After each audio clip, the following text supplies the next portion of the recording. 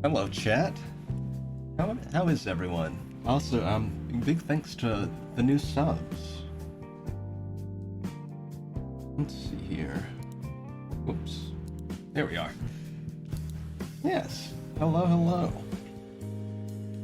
If you're wondering why there wasn't a stream yesterday, we had someone who was busy, so we decided to go ahead and postpone Bleeding Moon to Tuesday, so we'll be playing then. But we're back for episode 2, and I hope you all are doing well this morning. Yeah, been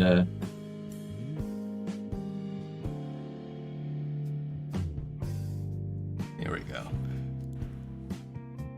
My owlbear looks so different because I have extensions on mine. So there's just there's so much. It's nice that you can have Chrome extensions with owlbear. Like there's an initiative tracker and stuff that you can get through Chrome. Oh, nice. it's pretty good. Today we get the first recap since last episode was you all's first. So you get your first recap today. Excellent. Alright, I've got that pulled up. Well, if everyone's good and ready, we can actually go ahead and hop in. I'm ready. I'm good. Fine. Yep, all good. Ready? Alright. Let's see.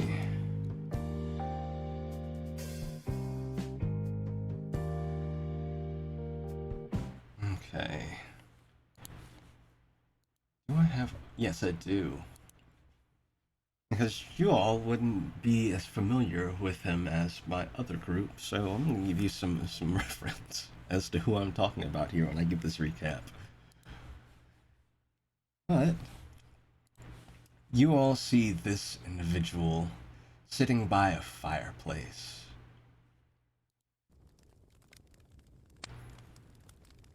And he sits with this large book in his lap. And he kind of turns towards you all, towards the fourth wall, so to speak. Well, we've got another story. This one's a more recent one, but a fresh one nonetheless. Why don't we go ahead and get started? See what they have in store for us.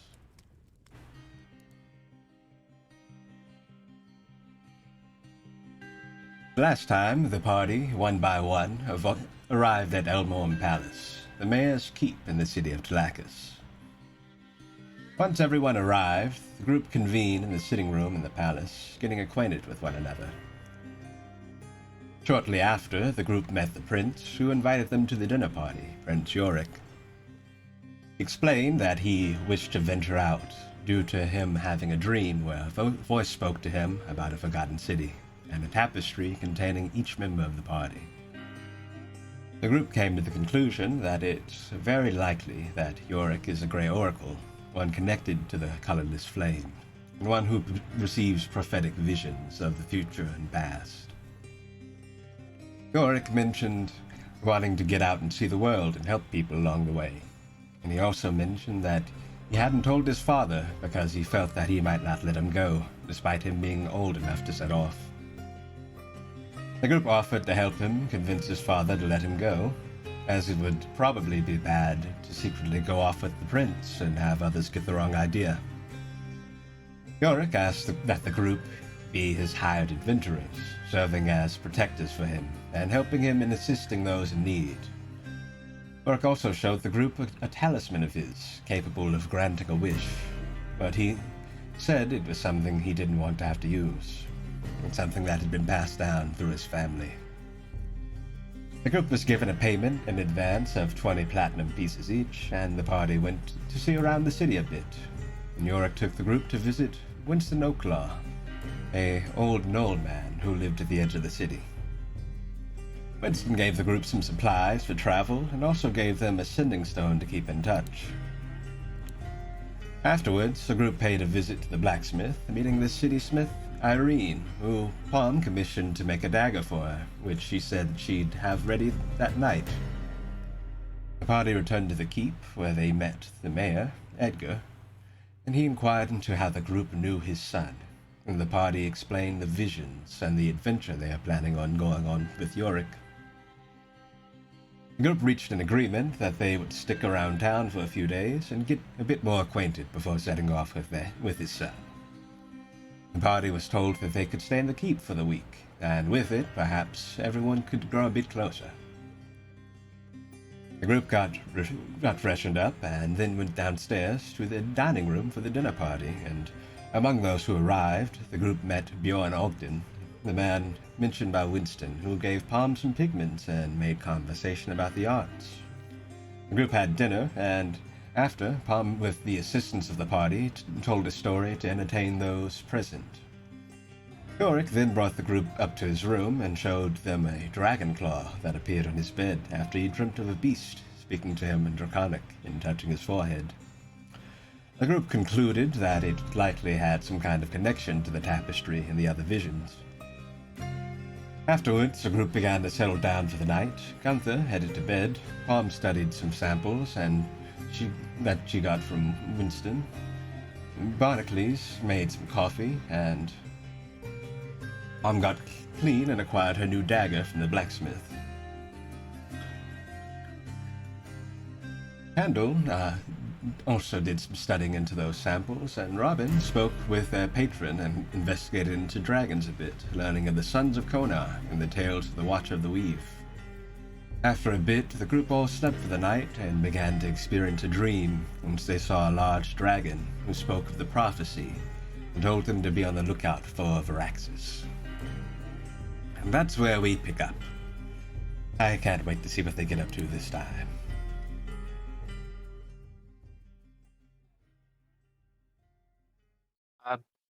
Question, if we'd be able to look around in the dream, would Candles have been able to look to see if the dragon that they saw was missing a claw?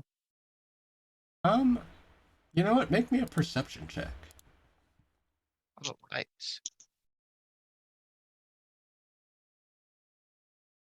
That is with the modifier. That is going to be a 12. It's very dark, but you can kind of make out on one of its large claws that it raises up. It is missing a claw. Oh, nice. But having had that dream, you all awaken the next morning feeling refreshed. And if you haven't already, you can give yourself the benefits of a long rest. Let me see here. There we go.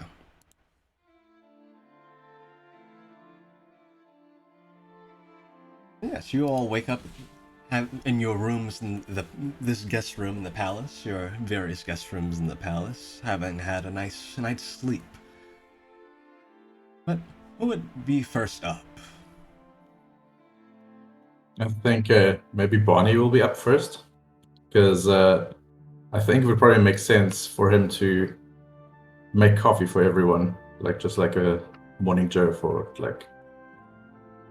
everyone to sort of, because I'm pretty sure he wants to sort of talk about the thing he might have witnessed in his sleep.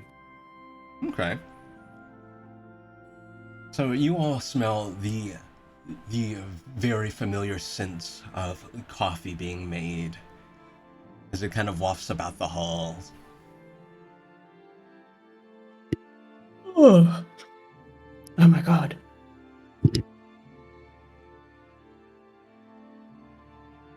Okay, promised. Actually, she's having difficulty getting up because she hasn't slept in a bed in a while.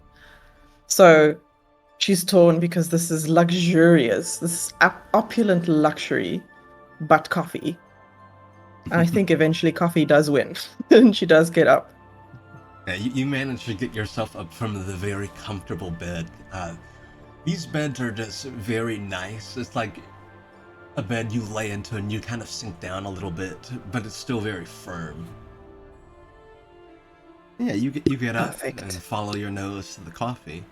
And where is Barney making the coffee? I did float the idea of it being in his guest room, but I think maybe if there's sort of like if there's like sort of a common area, or like maybe he'd even just go to the kitchen to do it. Maybe he'll have like everything ready at like by the dining room table or something. Okay, yeah, you go down to the dining room, and going down there, you see that everyone has essentially cleaned up since last night, since the party, and yeah, it's just pretty quiet around the keep, just walking about this morning. I'd say time-wise, it's probably around 8:30 a.m.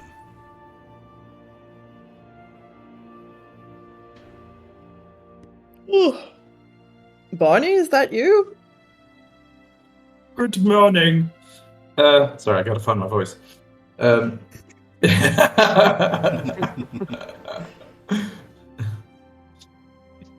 morning. Thought you all might enjoy like an early morning brew. Like, I guess I've been up since, I don't know, probably 5:30. Why? These beds are so luxurious, but yes on the coffee. Thank you. I think it's probably because I've been so well rested that I might have slept in a bit. I'm normally up earlier. Blame me mum for that one. Like, got to open the bakery up early in the morning, get that fresh bread out and knit. Ah, your mother sounds amazing. I must meet her sometime. Oh, she's the best. I had the strangest dream. Oh, I was just about to mention this. Also had something peculiar I saw last night. You know, bit of it kind of had me thinking about this dragon bloke that Yorick saw as well. I think it might be something related. Spoke about some prophecy and that there are the prophecy speaks of many, but there are very few capable of making change within it. Sounded pretty important. Sounded they were probably referring to me or us. Palm has her eyebrows raised through this because this is, of course, exactly what she dreamt. You don't say. I believe we had the same dream. This must be more than a dream. Let's find out what the others had dreamt last night. Perhaps we all shared the same dream. Blimey. That would be something. Well, I'm pretty sure that the scent of coffee would, bring him down here swiftly. I did put on the darkest, strongest roast that I have. No sugar for me, thanks. Just cream. Ah, excellent. And Barney will make her coffee as per her request. All right. Thank you. So who else gets up around this point? Is everyone else still kind of sleeping in, or is everyone starting to kind of get up for the day? I would say that Gunther is getting up. Probably does like a little morning workout before he like goes down. All right. Yeah, you too smell the sense of coffee as you head down to the dining room. Well, good morning, all. Morning. Hey, top of the morning. Morning. I hope that everyone has rested well. We did, but we had a very strange dream. It seems that Barney and I had the same dream. How about you tell us your dream and we'll say if it was the same? Sure. I mean, there's this large dragon saying that we need to watch for Varaxes or something. And It's the same dream. Well, oh, It is. It is. it's also said something about I hope to see you face to face, awaiting our arrival. that's probably true. To be honest, sometimes I don't remember half my dreams, but that was really memorable for some reason. I made sure to jot it down in my dream diary the moment I woke up. Oh, nice. What else you have in there? Well, lots of dreams about ice cream, I suppose. It's not something I've made yet. You have the one about your teeth falling out because I get that one a lot. Well, I have others where my teeth grow larger and my eyes grow all shiny. I'm not entirely sure what that is, but some makes me feel pretty scary. All I just have are the ones where I don't have pants on, and I don't really know why. I'm not in school anymore, but it just keeps yes. happening.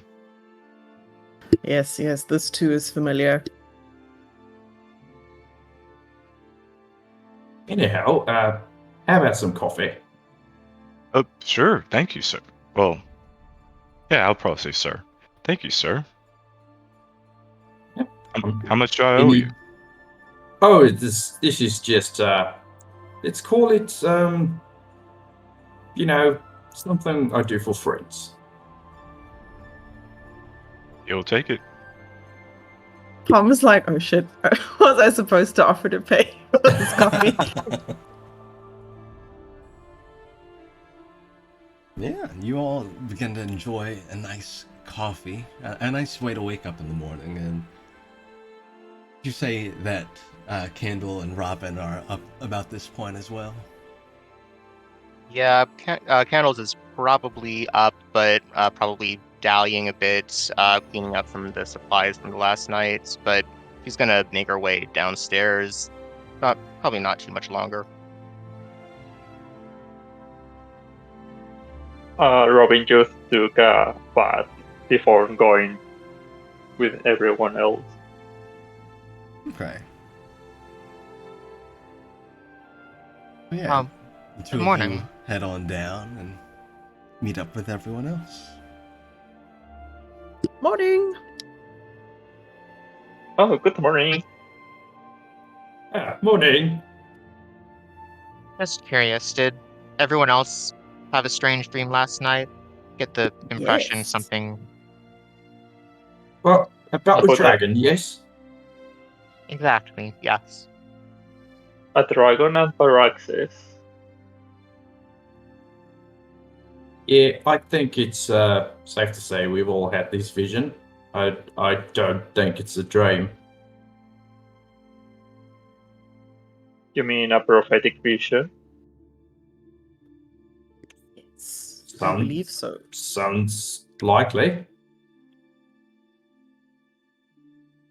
Maybe it's the influence of Prince Yorick? Now, that's an Possible. interesting thought. Never thought about that. I mean, unless any of us have had similar dreams like that before. Not me. No, nothing of the sort.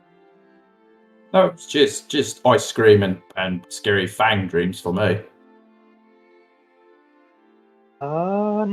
Not really.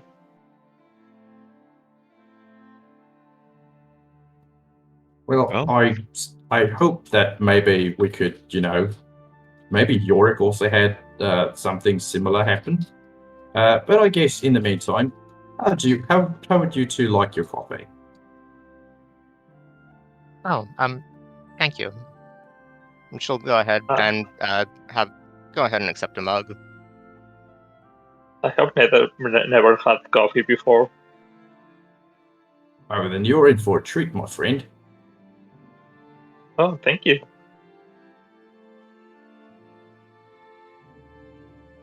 All right. As you all start to have your coffee and kind of get settled in and discuss the dream, Yorick steps into the room. Good morning. Morning. Hello. Yo. Did you all sleep all right? You know, it's the strangest thing. We all shared the same dream. What did you dream about? Was it a dragon? I thought that. Oh, yeah. I did have the same dream. If what did your dream? What happened in yours? Well, the big dragon spoke to me. Well, I guess it spoke to us, like as a collective, saying something about the prophecy speaks of many, but you are the few capable of making change within it. Hope to see you face to face, and I await your arrival. Be on the lookout for Varaxes. I wrote it down on my dream diary. You see, that's why I remember it so well. Right. That's exactly what he said in my dream. And yeah. Wait, did you all have that dream? Apparently we did. It's pretty apparent that we've all shared the same dream. If it can't even be called a dream, sounds more like a vision. Well, you know how it mentioned you all were part of the tapestry. It's probably to do with that, if I were to guess. If we put two and two together, it does certainly seem that way.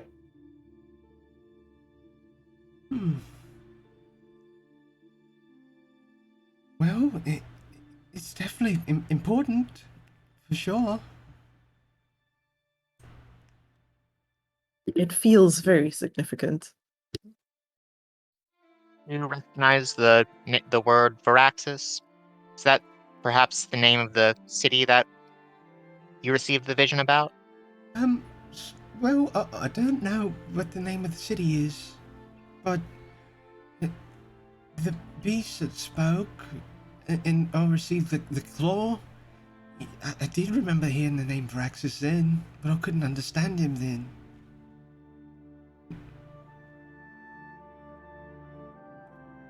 Right. So is this the first time that he's spoken to you in common? Right. Because I understood every word he said. Yeah.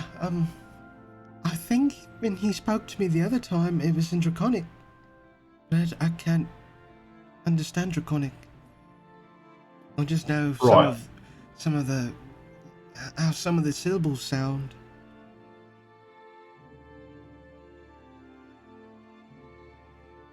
Well, lucky for you, I am. You have a draconic-speaking gentleman right here. Useful. I wish I could translate, or I wish I had some way to recall exactly how it was said, but I don't remember. All right, young one. I mean, when the time comes, maybe when we can figure out how to link these dreams together, or I'm not really well versed in the art of sleep, but we can figure something out here eventually. Right. Question: do you mind if just to recall, were we all together in that one dream, or was it just each one of us individually seeing the dragon? You did see that there were others there, but it's like you could see silhouettes of each other, essentially. Okay.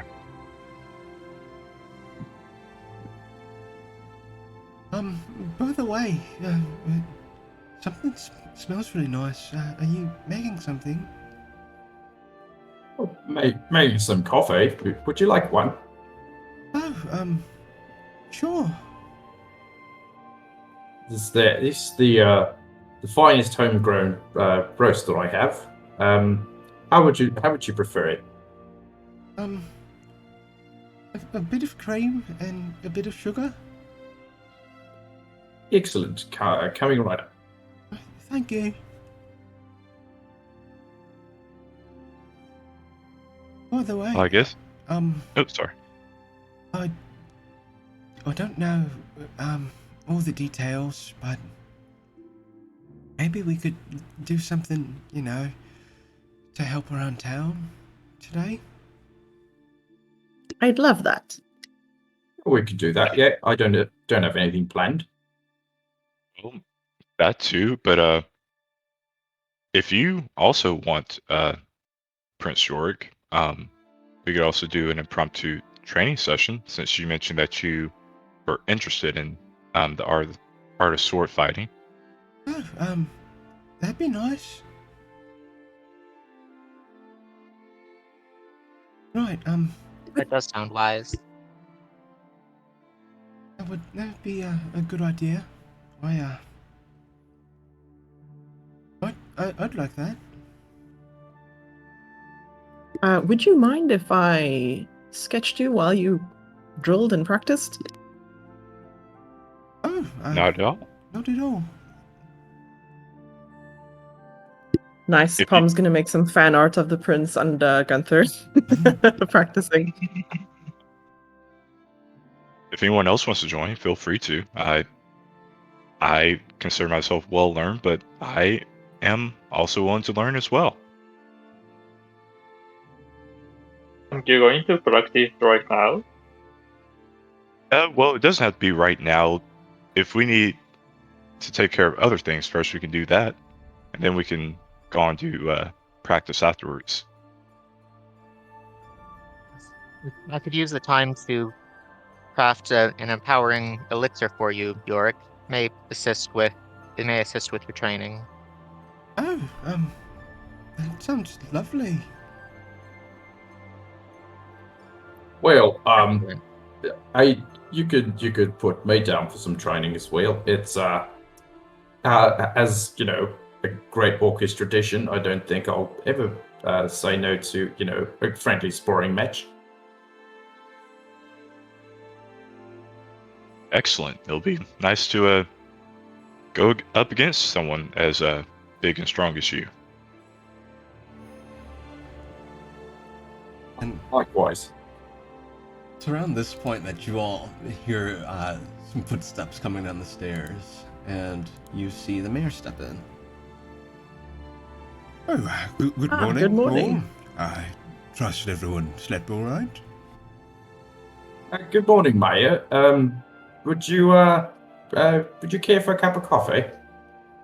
Oh, that sounds nice. Although, I have something that I might ask of all of you. Yes, what is it? Well, give him a moment. He's coming in now. But, there was something that happened this morning that, I might need your assistance with. Oh dear. Anything bad? Well, I don't have all the details yet. Just the, general idea. But, oh, here it is now. And, coming down the stairs, you all see this individual.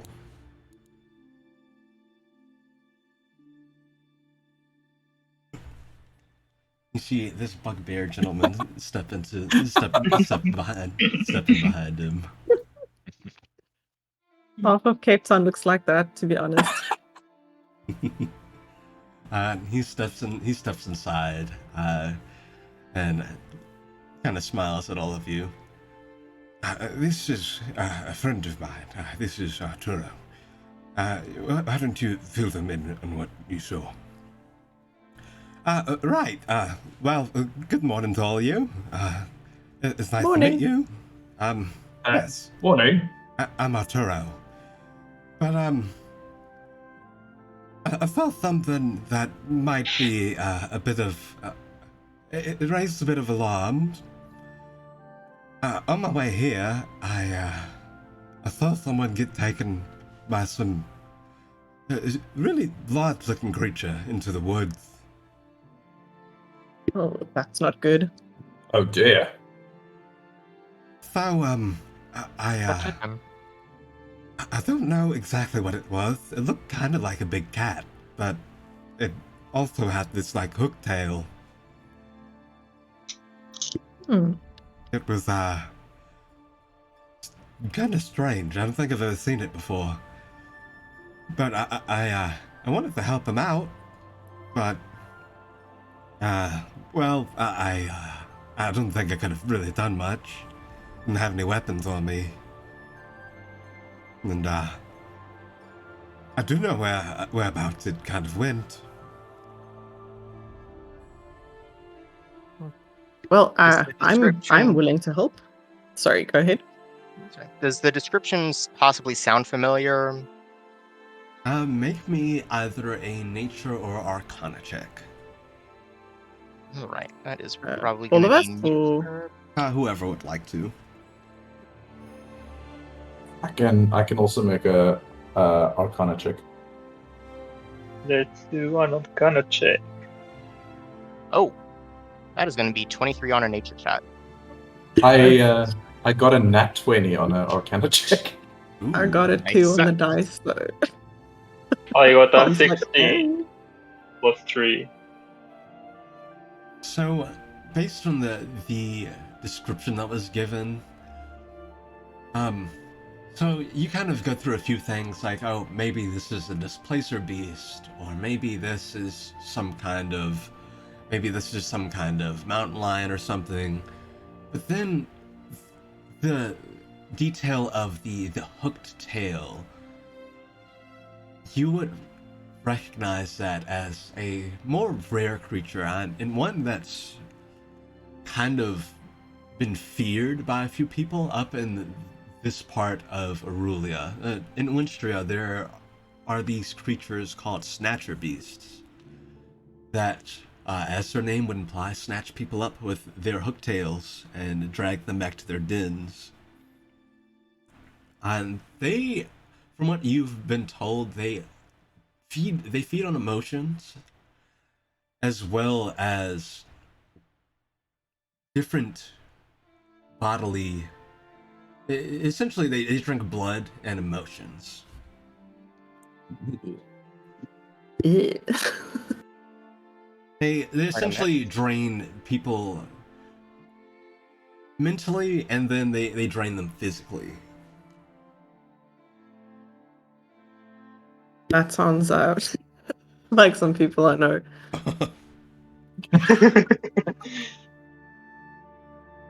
But, yeah, I saw, there was this young man who got dragged off. He was the tiefling, from what I could tell. Maybe, not much older than, perhaps the prince here. Oh, does that sound like anyone you know, Yorick? I know a few people around here that might fit that, but no one in particular off the top of my head. But we should definitely help, regardless. Yeah, we're at your service. Definitely. Yes, if you would assist in this, that'd be wonderful. But do be careful. I've heard a bit about creatures similar, and I heard they can be quite dangerous. Oh, most definitely. And, if you do find the gentleman, and able to bring him back safely, come see me. I'll be here for a while. I was mostly here to bring my milk shipment. I'm actually a farmer. But, yeah, do come see me. Might have something for you. All right. And, best of luck. It's good to meet you all. Likewise. Well, it's good meeting you Thanks. too. Do enjoy some coffee. Oh, that sounds lovely. Thank you. In here, for the coffee, and he'll hand you a glass bottle of milk. Oh, why, thank you. And it has this picture of him drawn on it. It's him smiling, and there's a picture of a cow in the background. This is This is the implication the milk comes from him. this is so good.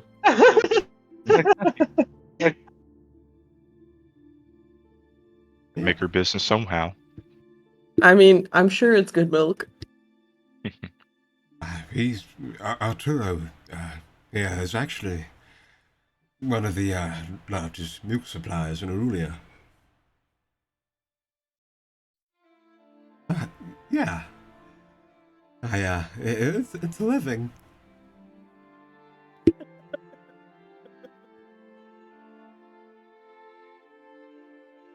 Well, it seems like we have our. Oh, sorry. Oh no, go ahead. You good? No, I was just gonna say it seems that we have our mission for this morning. I guess. Indeed. Right, let's go help out this young gentleman, shall we? Before anything even worse happens. I have a sneaking suspicion this is probably going to be pretty terrifying. That makes for the best adventurers. Oh, by the Oh, way, I thought this near the south of the city, in the woods, they were being dragged off towards the east. Towards the east. Got it. In fact, you should maybe be able to find the drag marks. The poor guy was dragging his arms.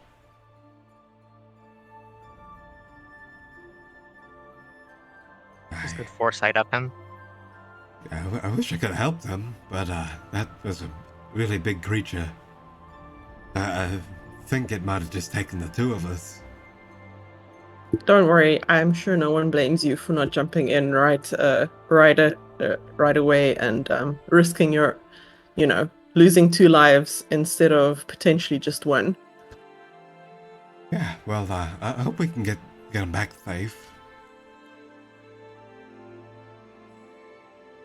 We're on the case.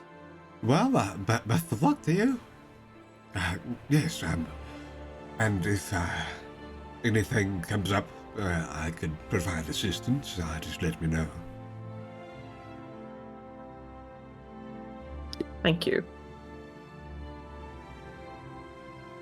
And you're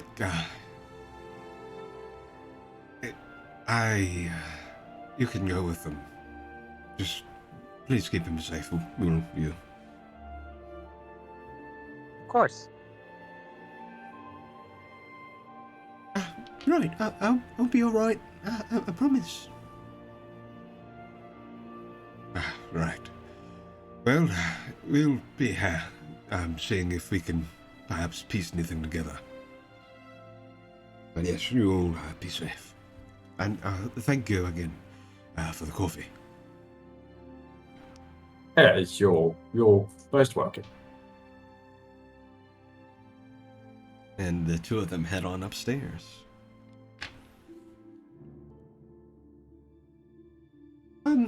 So, what do you all want to do? As far as finding this guy?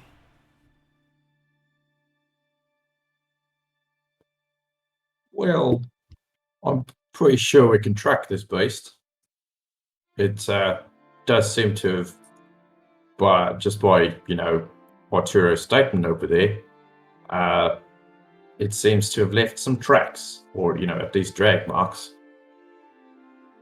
Yeah, I think we should probably go now, just in case, it's already killing him. That is probably a good call. It's, I think, time's of Probably. the essence for sure. Probably hasn't put him in that sort of danger yet, but it would be good to move early. Yeah, I would hate to be too late. Hey, Well, let's go. All right. So you all head on out and head out of the keep. Are you just going to the southeast as you were told these tracks were seen? That makes I think sense. so. Yeah, it makes sense to follow up on the lead. Okay. You can maybe see if anyone's milling about who might have also been a witness to what was happening with that. Okay.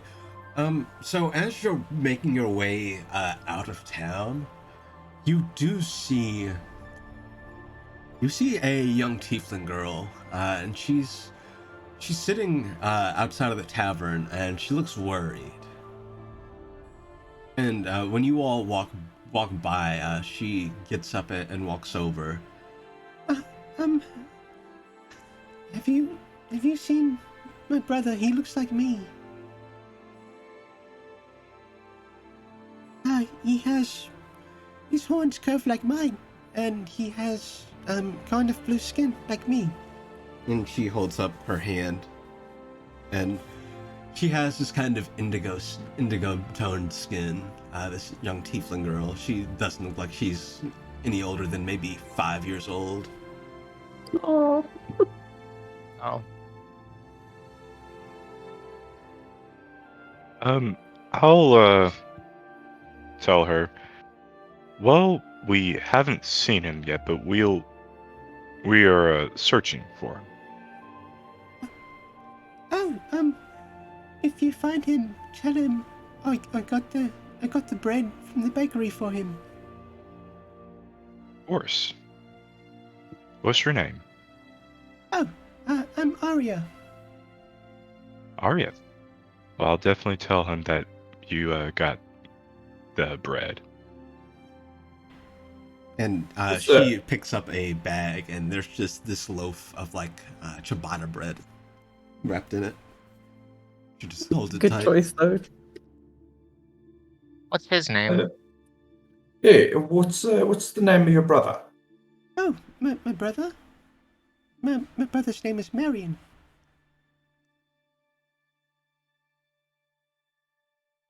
Well, don't you worry. We're going to do our best to find him and return him to you so he can enjoy his bread. Oh, thank you. And she smiles, and she goes into the tavern. And stepping out behind her, you see a dragonborn, a green dragonborn gentleman. He peers his head out and looks at all of you. Hey, can I speak with you all for a moment? Oh, hello. And how much time do you need? Just a moment. Sure. The little one there. Her brother usually goes out foraging, but he'd normally be back by now. I trust something might have happened. But if you Yes, you we've are looking for him, yes, we've been sent to go find him.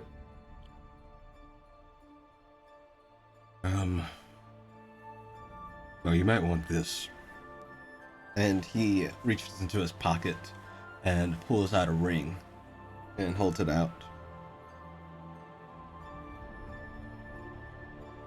That ring belongs to him. I don't know the specifics, but it's magical in some way. Says he uses it when he gets lost. That could be very helpful. Maybe Robin could have a look at it. Sure, I guess. Do I roll on cannon? Yeah, make me an Arcana check. Okay, here we go. 4 plus 3. Wait, you said 3. Yeah, I rolled a 4, and I have a 3 modifier. Oh, so a total of 7. As you look at this ring, you can definitely sense that there is some kind of divination magic present in it, but you're not entirely sure what. Yeah, you mind if I have a look at that?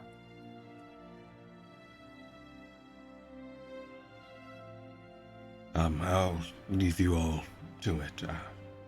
Best of luck. And if by chance her brother didn't make it, let me know first before you break the news to her. Yeah, you have our word. All right. I'll be here at the tavern.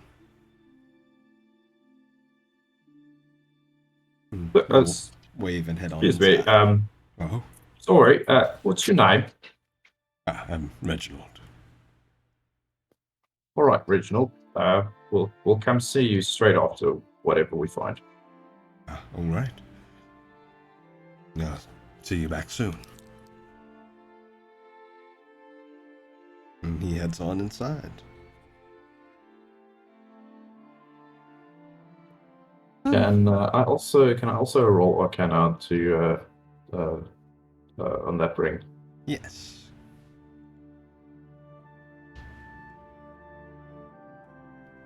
That's an 18. Ooh. So you kind of fiddle around with the ring for a bit, and you two sense the presence of divination magic. And as you're kind of messing around with it, you click the center of it in, and traced on the ground under you is this rune. And then you notice as you like, whenever you blink, you can see the general vicinity around where that rune was placed.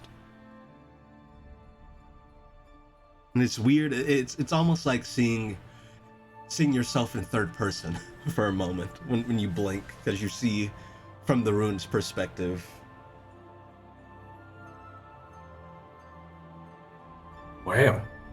Blimey. And it's a little gadget. What did it do? Barney will relay what he experienced when fiddling around with this thing. Oh, so maybe it could work as some kind of way to see a place when you're away. Sounds about right. That's useful. I think we'll be hanging on to this until we, find our lad. Yeah. It'd definitely be a good idea to maybe use it when we start walking off the main path, so we can maybe find our way back easy. Yeah. Yeah, I think it'd be more useful for that. Does it do anything else? Would I know? Inspecting it, you do see that the ring also. So this ring, it's this kind of metal ring, where the center of it is a gem. That's the part that you clicked in, and then the metal ring on the outside seems to turn, like you can swivel it. And as you do swivel it, the rune lights up, and you can see it kind of projected, kind of like a flare, but only you're able to see it since you have it on. Okay, cool. Yeah, I'll relay that as well. Oh, that's really useful.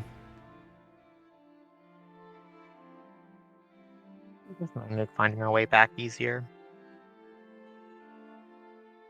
Well, I guess we should keep going. Yeah, let's keep moving. All right. So who is taking the lead here as you all head out of the city and into the forest? Yeah, I'll do it. All right, make me a survival check.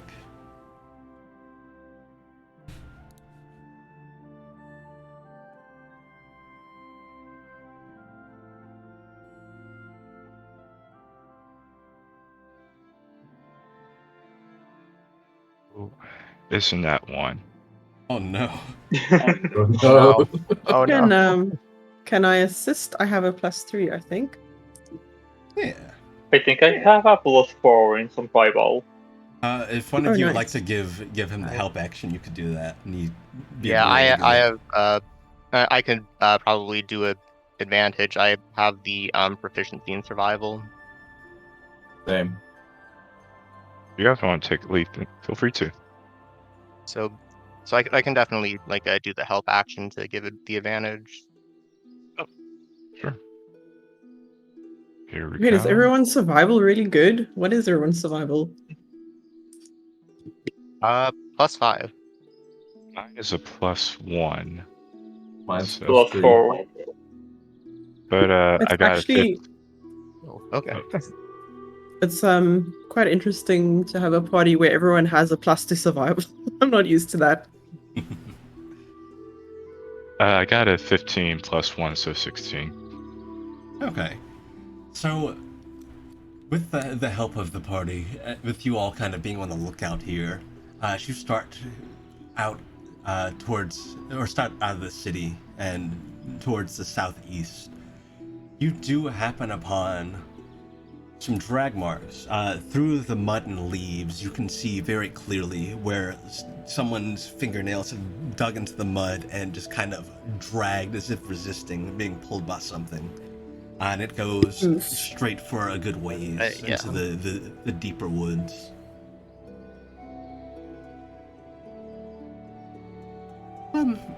I imagine these are the tracks he was talking about. Certainly looks that Likely. way. Well, in we go. Make sure to be on guard, everyone. Don't know what could come out and get us. Yes, I agree, and it's probably wise to use caution while moving so we don't make a lot of noise. Yes. Actually, I may just have something for this. And I am going to pull out masking powder. Ooh. And so yeah, I've is anyone not great at stealth? Gunther, he has heavy armor, so Okay. All right. Yeah. I've got a yeah. +2 as well. Yeah, so I can choose 5 creatures within 15 feet to add 1d6 to any dexterity stealth checks in the next 10 minutes. So everyone except one. So who was the best at stealth, I guess? Mine is a Actually- +2. Maybe Yeah, I have myself. a +2 as well. Actually, that might just be myself. Holy shit, I have +6 to stealth. Oh, wow. Damn. Very sneaky. So yeah, just going to give that to everyone else. So everyone's got a 1d6 for stealth checks for Thank now. you. Thank you. All right. Of and course. If you all are gonna move stealthily, I'll go ahead and ask for a stealth check. So roll one alright, for pray you. for me. That is 25. Ooh. Oh no. I rolled a 5 total, so I'm gonna roll a d6. Yorick is also very sneaky. He got a 24 total with the d6. Nice. Palm also got a 24 total with a d6. Nice. Nice. Mine is a 10 total now. I So- roll a 8 plus my 2 modifier plus the 1d6, another 2. It's 12. Okay. No, I mean, it's 16, I think. No, yes. 14. Sorry, I'm bad at math. No, you're good. All good. And what did Gunther's- Gunther get? Gunther's came out to 16. All right. So you all begin following this path, and as you go, it seems to it's less consistent. These drag marks, they're like breaks in it, where maybe this person was flailed around, or they lost their grip of the ground. But as you kind of walk about the woods, you do happen upon something. You see that there is a dagger that is lying down in the leaves. This dagger has a nice woven sheath that it's wrapped in.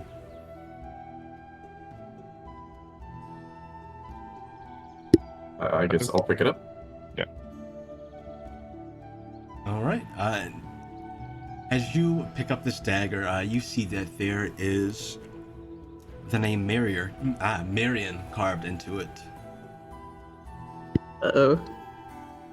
I don't think he forgot that. Yes, this is probably a sign of a struggle that was lost. Does it look like the Oh, dagger has no. any blood on it? Is there any blood around? Make me an investigation check. There isn't any blood on the dagger or on the sheath, but make me an investigation check.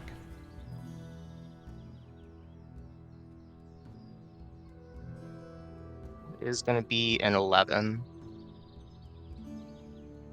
Okay. You do notice that the nearby trees have what look like claw marks on them. Or perhaps that's where the drag marks went. It's like maybe this person struggled and tried to grab a tree to keep themselves from being dragged off. You can see where the bark is ripped. Can Pom go and sniff the drag marks to see if it smells like anything? Sure, make me a perception check.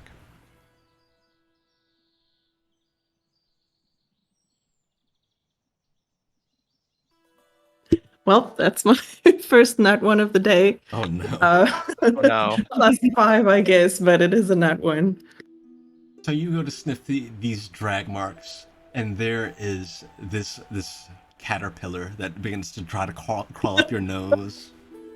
Christ. Oh, gross. And gets you to sneeze and kind of goes flying off. She does the when a bug flies in your face that that everybody instinctively does, which I definitely do in the garden, and pretends that she's just like, okay, no one saw that. Just pretend no one saw that. I mean, I know exactly what that sounds like. Ben does.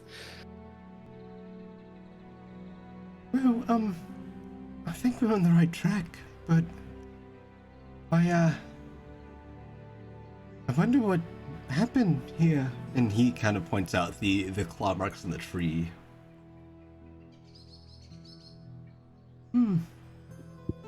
So, Have climbed? Maybe. Palm will look up. You don't see a sign of anyone up there, but you do see a few squirrels. Ooh, hey, wait a minute. Does this character have the talky thing? I don't know if I gave her that. Yeah, I don't think I have that actually. No. Does anyone else have speak to animals? I don't. I don't think I can learn that. Nothing like that. Nope, I don't. this I could try some. Well, Oh, as a reminder, Ben, you would actually be able to speak with animals. You get it I- innately with your mark. Yeah, I just noticed that. I just went through my traits. Yeah, I can. Just reading here. Okay, but first, do the squirrels look kind of gangster, or do they look like chill?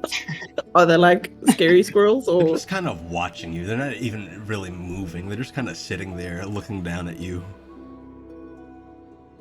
Now Okay. picturing squirrels with just like leather jackets and sunglasses. yeah, like Switchblade? Labradors. Yeah.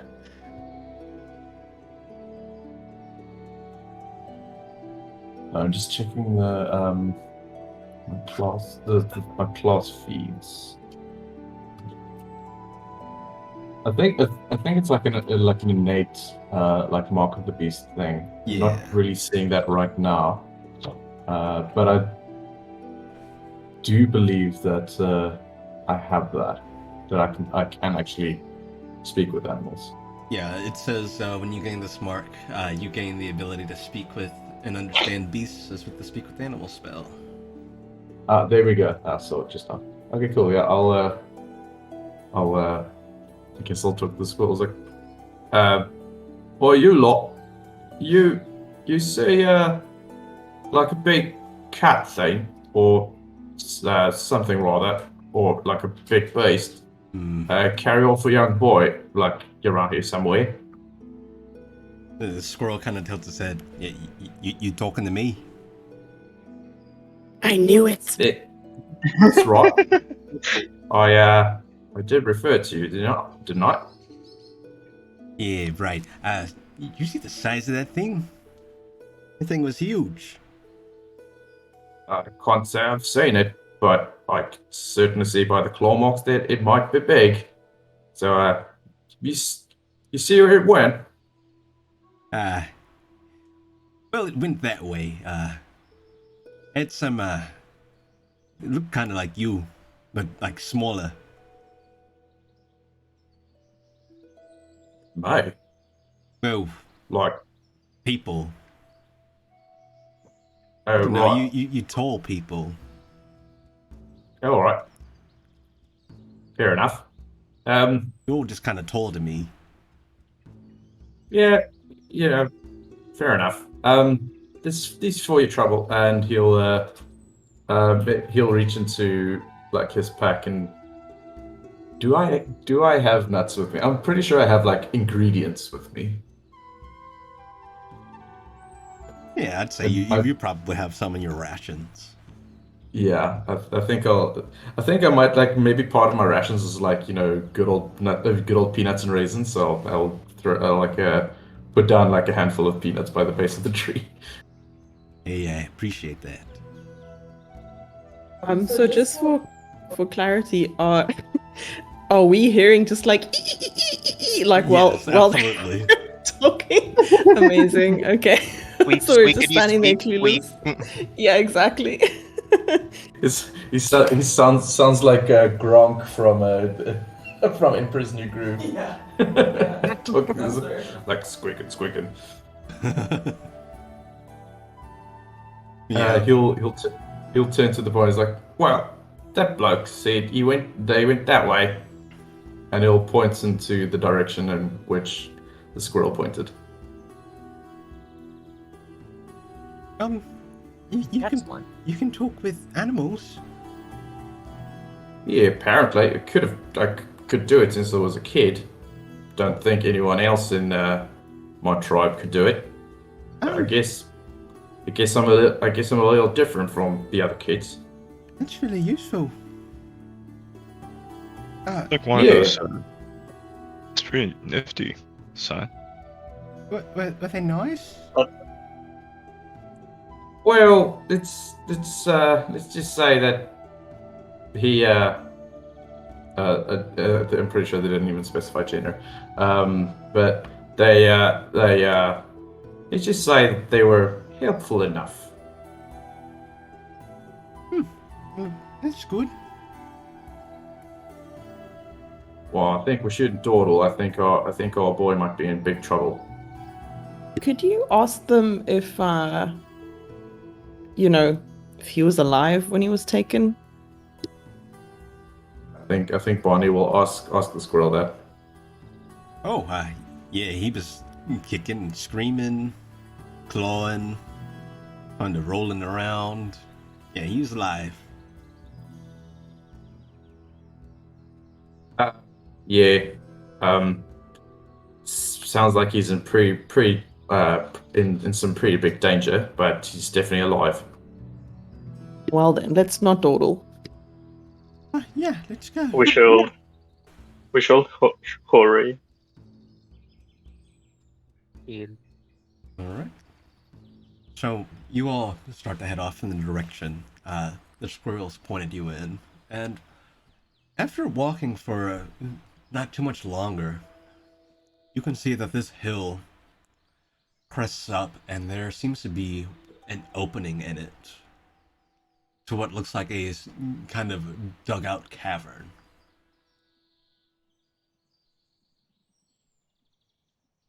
Well, this certainly looks suspicious. You think he went in there? I didn't think you went in there by choice. Tell me, how's everyone being able to see in the dark? Do I need to light a torch? I mean, I'm a sun dragonborn. I can Only just here. I can just cause myself to be bright with light. I can see fine. Well, I'll need a light. that's quite nifty there, Gunther. I think we're learning quite a lot from each other by getting on this journey. Like me with my particular set of skills, and you with yours. This is, dare I say it, destiny? Probably so. Yeah. I definitely think that Varaxes or that dragon or whoever he was might have been onto something. Well, I agree with that. I'll stay at the back just in case. Yes, That, please Yeah, do alright. stay safe. That makes sense, since I guess, quick question, Your Highness, but what do you have any combat prowess aside from just like spells or anything like that? I can help a bit. I was taught a few spells I could help with. It's just a few cantrips. Now that I was young. Be honest, this might not be too important right now, but that's just important for, I guess, what to consider in the future as we're taking along. But that's just something for me to keep in mind. I will mostly try to stay out of the way. No problem. Well, Yeah, then, I mean, according to your dad, we're on security detail for you as well. So it's a sound idea. Right, well, let's go see if we can save him. Pom looks at the hole and sighs and thinks to herself, why couldn't this beast have taken this guy to something, like a nice little buffet or a smoking lounge or a tea room? But now it's a horrible hole. I mean, they're kind of making a buffet, but it's not one This that's is very true. appealing. well, buffet let's for one. not Yes. speak into existence. Also, All right, I something guess, of a note while you all are here at the entrance to this hole. You smell this kind of acrid odor pouring out from inside as well. Acrid like smoke? It's very like this kind of sour smell. Don't like that. Yes, we should probably go on and get in here. Now, I will warn you all, when I turn these scales on, it will be pretty bright. So if we, it's gonna lose all stealth. So, are you okay with that? Uh, would a torch be less stealth destroying? Well, how many of us can see in the dark? I know I can. Well, I certainly can. I can't I either. can. Yes, I need a Robin would light. need some kind of. Unless, Robin, you want to hold on to one of us, Yeah, and we will guide you. yeah, maybe we could guide those of you that can. Sure. We'll have to grab. Robin, is it okay if I take your hand and lead you? I'll tell you if there's anything in the road. Sure. Thank you. All right, let's get going.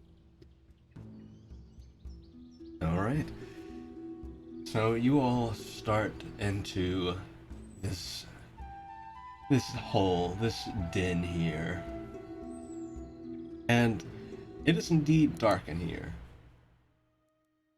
And as you start to kind of make your way in, you can see that along the walls in here, there seem to be more of those claw marks. Although these don't look humanoid, these are much deeper. And also, there is this strange purple liquid on the floor that seems to be in puddles as you seem to make your way in. It's like it's leading deeper, just these puddles kind of splattered about. Is there anything I can discern from that? Like, would maybe like a nature or survival check? Yeah, I'd say you could do nature, survival, or I'd even take medicine. Are the puddles the source of the smell?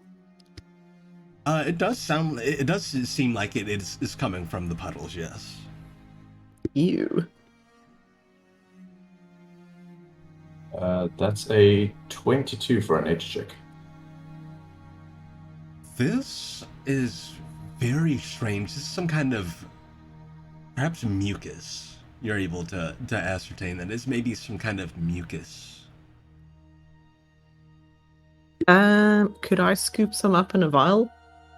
Oh yeah, I'm absolutely gonna try to take a sample of that too. It is a very viscous, sticky, gooey liquid. And you do scoop some up in a vial. I hate this, but also I'm very curious. Oh, absolutely. I can't wait to study this. Just out of curiosity, is this something that you cats do? I'm not trying to imply anything, but I'm just genuinely curious. Don't call us you cats. Wow, that's so rude. I do apologize. I might have come out a bit wrong. I don't know, maybe. Most of my family isn't this excited about strange reagents. We appreciate that you seem to be curious too. I am very interested in the pigments in this. Ah, All right, fair enough.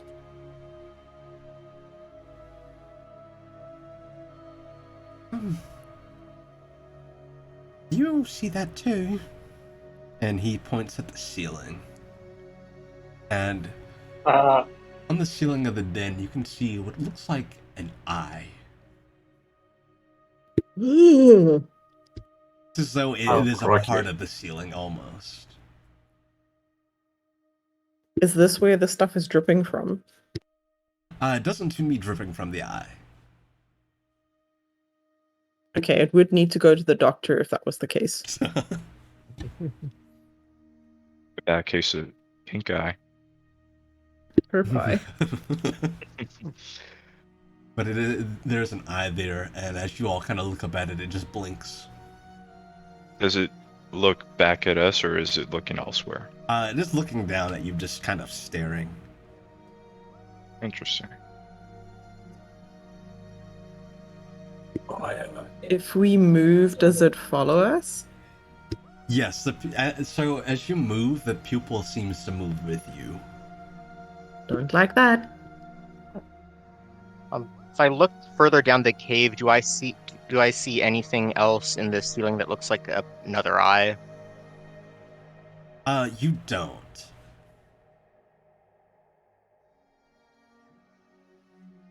Now the question is, if we accost this eye, will it trigger some kind of fight?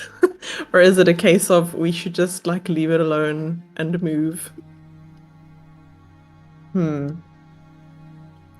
mean, it's not an ear, so it's not listening to us, I guess, maybe? As a player, my senses are going, this is not great. Yes. Yeah. So from our rolls earlier, could we know of any connection between Snatcher Beasts and Sealing Eyes? I would say yes. You would know that, I'm trying to think of how much you would know. Well, Barney did get a nat 20. I would say that you know that Snatcher Beast's dens are sometimes designed in a way that they're very intelligent, so they're able to design them in such ways that they can use it to catch other people or other prey that just happen to wander in. And you would also know that they are capable of some mild magics, some of which are wild magics.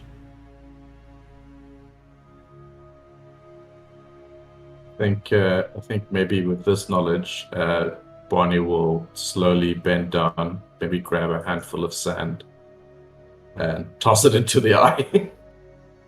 Oh no. Interesting. Let me do something.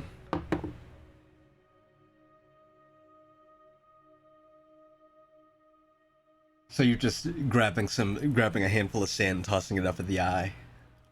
Yeah, I'm going pocket sand, as Chat mentioned. From deeper within, And that bitch. from deeper within, you hear something that sounds like it's an agony.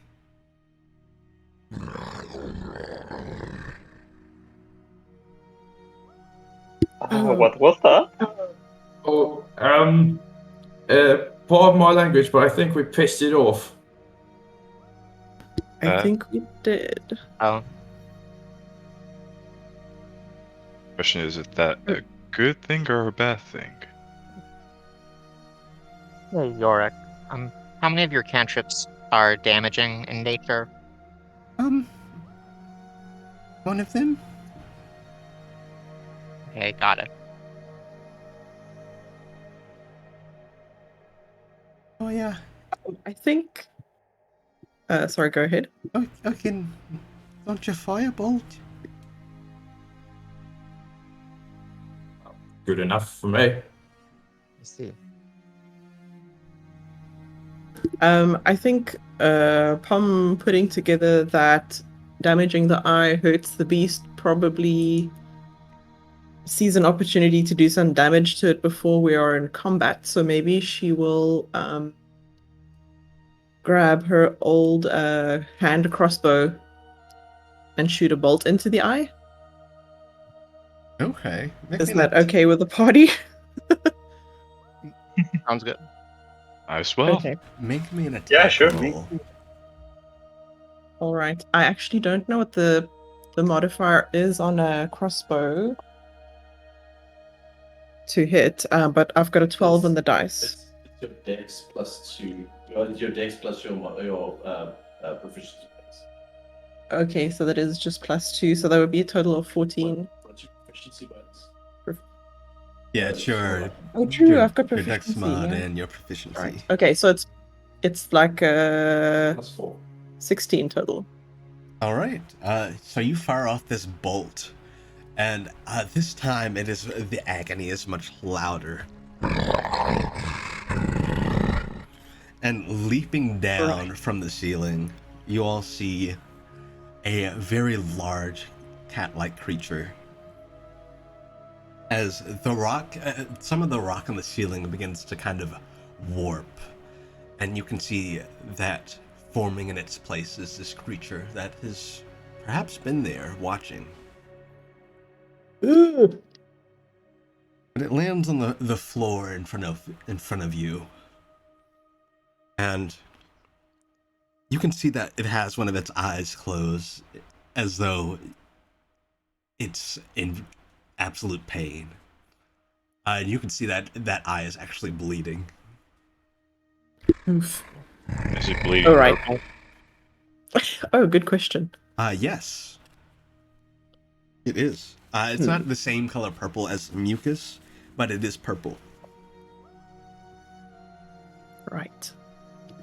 I suppose it's time to get serious. And as this happens, it looks up towards you, and you all see the entrance behind you seal. Oh. And then the creature disappears. Oh shit. Pom's butt also seals. Well, blimey. Keep your wits about you, folks. That was really big. Yeah. Is it invisible, do you think, or did it teleport? Pom will throw a rock in the direction where it was. So you throw this rock, and it goes kind of rolling down the slope deeper into the den. It doesn't seem to hit anything. I think it might have gone. This is very bad. We need to be careful. Yeah, let's not assume that it left. It's most certainly like hunting us at this point. Keep your wits about you, folks. Good eye. In that case, is the snatcher? Is the snatch still there? So the eye is not there, and you can see clearly where it was kind of. It's almost as though it was disguising itself as part of the ceiling, and the eye was only part of it you could see. Okay. Because you can see that there is more of a gap there where it dropped down from. Well, since I think we're kind of already found out here, should we? Do you want to? Want me to light up, or do you guys want to keep on stealthy?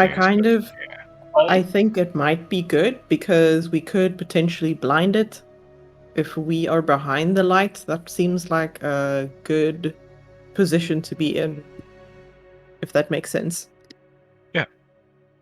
I very much like to see. Yeah, Robin raises an excellent point there. Might be able to, hit something that you can say. Right, then it's agreed. Gunther, light it up. All right. Gunther will use a bonus action to turn on sunlight scales. So bright light in a 20-foot radius and dim light for additional 10 feet. All right. And you can see that the cave walls are illuminated by your scales as they release this radiant glow. Oh, yeah, that's really useful. Oh yes. I guess shall we move on? Let's carry forth. Right behind you. But Bonnie has his hand, the handle of his wok folded in. I would assume his wok has a hinged handle, so he uses his wok like a buckler shield, and he's got his sword at the ready. It's nice. So as you all begin to make your way down through this den, what's everyone's passive perception? Let's take a look. That's the This perception. shouldn't be Perception 15. is 13. Mine's 11. 14 for Gunther. Okay. You all see another set of eyes in a crevice off to the left as you're walking down. But they don't look the same as the eyes you saw on the ceiling. And when you walk by, you see them blink, and then you just hear someone go, "Hey." I'll turn to the eyes. And peering out of the crevice, you can see what looks like a hobgoblin man. Who are you? Who are you? Trying to get out of here. What's it matter? Oh, you'll probably have a difficult time since we just saw the entrance seal shut. Oh. Well, that's great. How'd On the bright you, side, we're here. how'd you Yeah. get in here? That thing brought me in here. I've been hiding from it ever since. How long have you been here? A day. I guess that's good news Tell for you the what. tiefling. Yeah, why don't you help us take this thing down and we'll all get out of here together? I don't know how much use there'll be, but I could maybe help. If you don't mind, could I roll insight just to see if this guy's telling the truth? Yeah, go for it. It might be the guy's the beast's butler we're talking to. That's not gonna work. It's just 6. Yeah, you're not quite sure. This guy seems very strange. So he is dressed and he has on some like leather armor. He does look very hungry. And he does look like he has a look of I've been here for a day at the very least. Does he look injured? Wait, does he look what? Does he look injured? Not that you can see. Right. We can leave him here. Yeah, no, it doesn't seem right to leave people down here. Tell me, what's your name? Oh, hold on, my dog's going crazy upstairs. Is that what that is? Yeah. It's immersive. Yeah, it's the beast. Name's Kelton. All right, Kelton. We're gonna try to get you out of here. We're also looking for someone that we're helping, so I think let's try to do this together, innit? I suppose you're after the most recent one that turned up then. Yes. Unless You know- you found someone else since then. Tieflin. On the That'd be yellow. him. Yeah, we're looking for the boy. How did you get out of its grasp? Well, after it thought it drained me, it ran off to get more prey, and when it did, I tried to get free. And this is as far as I made it before it got back, and I crept in here. Now, apparently the entrance is sealed. How are you It feeling? it drained your blood. Are you feeling faint? No, it didn't take my blood yet. Although it did mess with my mind. I'm sorry, that sounds gross. I just You feel need kind something. of lightheaded, sorry. like I'm floating. Don't really You know need how to something. describe it.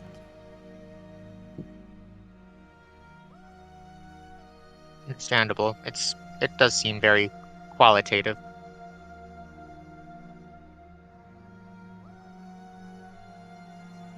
Okay, let's press on carefully. I'm confident that as a group we can take this thing down. Of course. Are you able to walk, or do you need someone to? Do you need to perch up on someone? I can walk. It feels like the room's spinning is all. Let's How about this? Why don't I give you a ration here, just so you can have some bearings, and then if you need to lean on to me, just feel free to. Thanks. And he'll take it. You wouldn't know, perhaps happen to see where it took the tiefling, the young boy? Well, lucky for you lot, there's not really that many branching paths here. It's just deeper down. There's a big open room. Usually puts this weird goopy stuff on its prey. Slings them on the wall, keeps them there until it's ready to feed. Probably where he is. Fascinating. Oops, sorry, I was muted. I was asking if he knew what the person knew what the goop was, if it's like saliva or... I don't know. Seems like it kind of regurgitated it. Ew. I can still feel it on myself. Yeah. It just kind of shivers.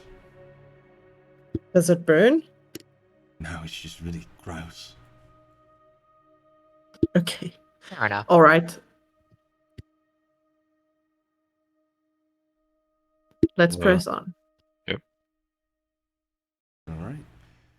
You all continue down.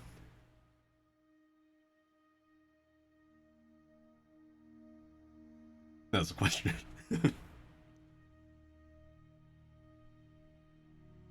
What was that? I asked if you were continuing down. Oh yeah. Yeah, I guess. All right.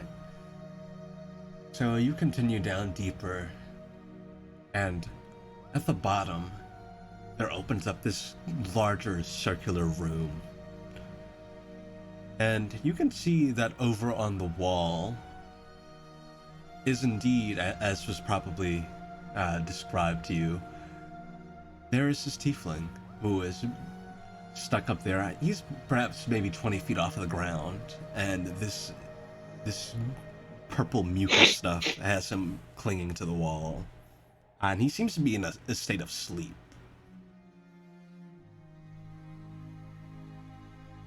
I think we All right. found him. Yeah. Yeah. I'll go let him down. Before you do Yeah, that, I'm gonna.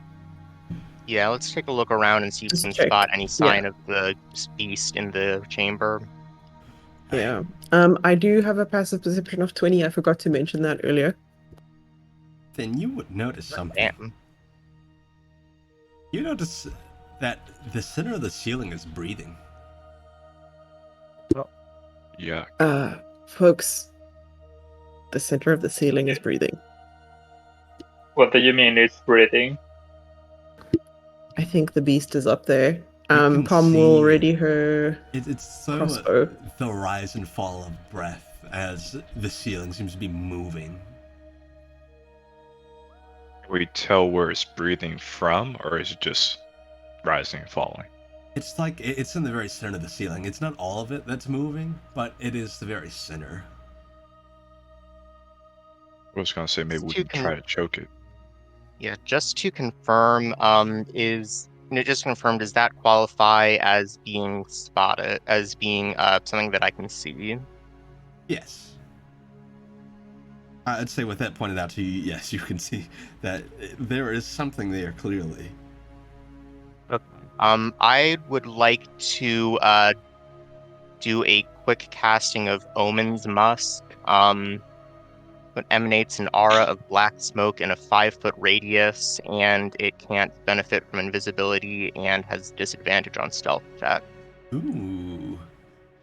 So you place your Nice. omen mark on this thing, and you all see this black smoke start to emanate off of this beast as it flops down to the floor, and it gets up very quickly, looks around,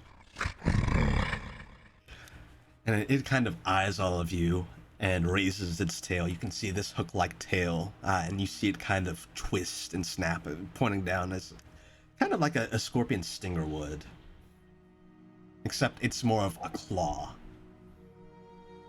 Don't like that. Number 4. And with that, I'll have you all roll initiative as I pull you over to the battle map. Oh shit. Wait up. Let me clear this. I gotta drag out. My dice rolled onto a 20 and then tipped over onto a 2. So rude. No. I feel that I was at 17, now it's at 3, so I got a 4 for initiative. Oof. I've got an Same though. 11. I got a 6 for the initiative. Alright, give me 1 second. I'll get everyone's initiatives from them. Some just big oofs on those rolls. And I'm gonna Yeah. kind of roughly draw out the size of the room you all are in.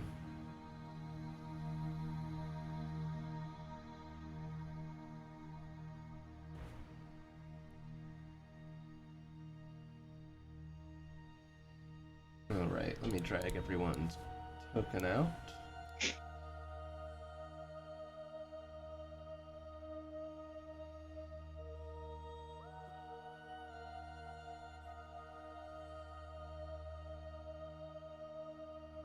Let's see. I'm gonna say that this is the prince. And this is your new friend.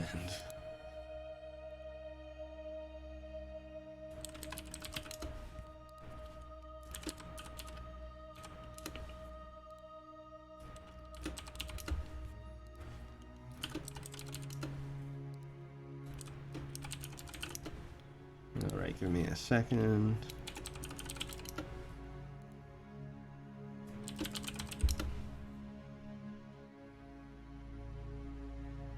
And your first combat. Exciting. Oh yeah.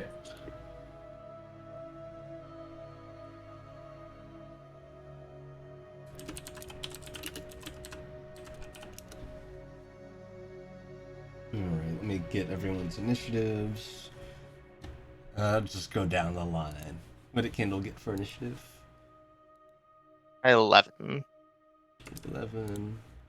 Alright, what did Barney get? I got a 14.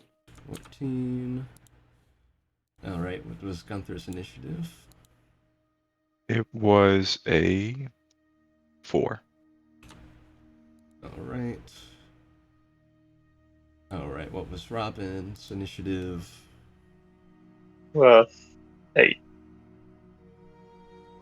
Was it 12 or 8? I roll a 6, but I have a +2 modifier. Gotcha, 8. Okay, here we go. Now I need to roll Yorick and Kelton.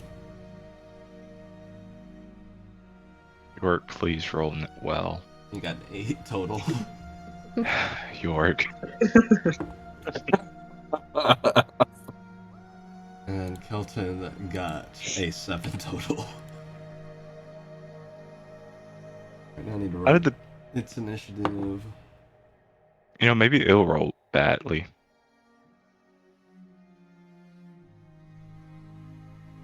Okay. Wait, I didn't get Palm's initiative. What was Palm's initiative? Also 4.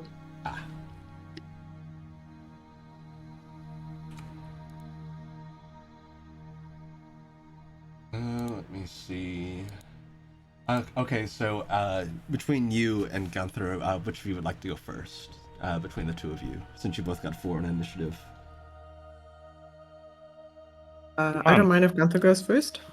Okay, thanks. All right. The beast got a 16. Oh. Naturally. Okay, so before we start, as I went into detail about the house rules and stuff, a lot of my monsters have special traits, and you can identify them by as a free action. This requires nothing of you in terms of your action. It's just something you remember to do. You can make a martial, or you can make a scan check, which is either a perception or investigation check.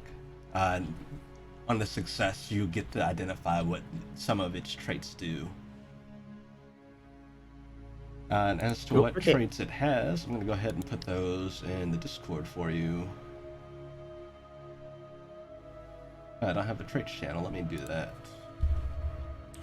By the way, is Gunther still lit up for all this? He is. Okay, so it's not like a concentration thing. No, basically I can turn it off with just another bonus action. So Okay, it'll cool. stay on regardless. That'll be useful for Robin. Alright, give me a second. Does he get warm like a light bulb when he does that?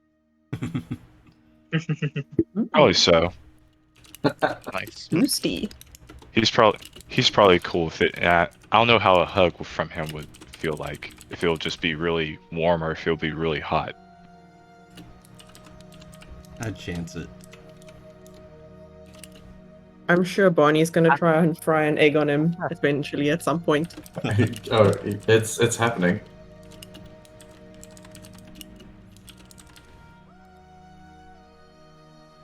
Alright, so it has the following traits. It has Ruthless, Pursuer, Frightening Gaze, Wild Fangs, and Shadow Claw. And you get Ruthless for free. I'll put what that does in there for you.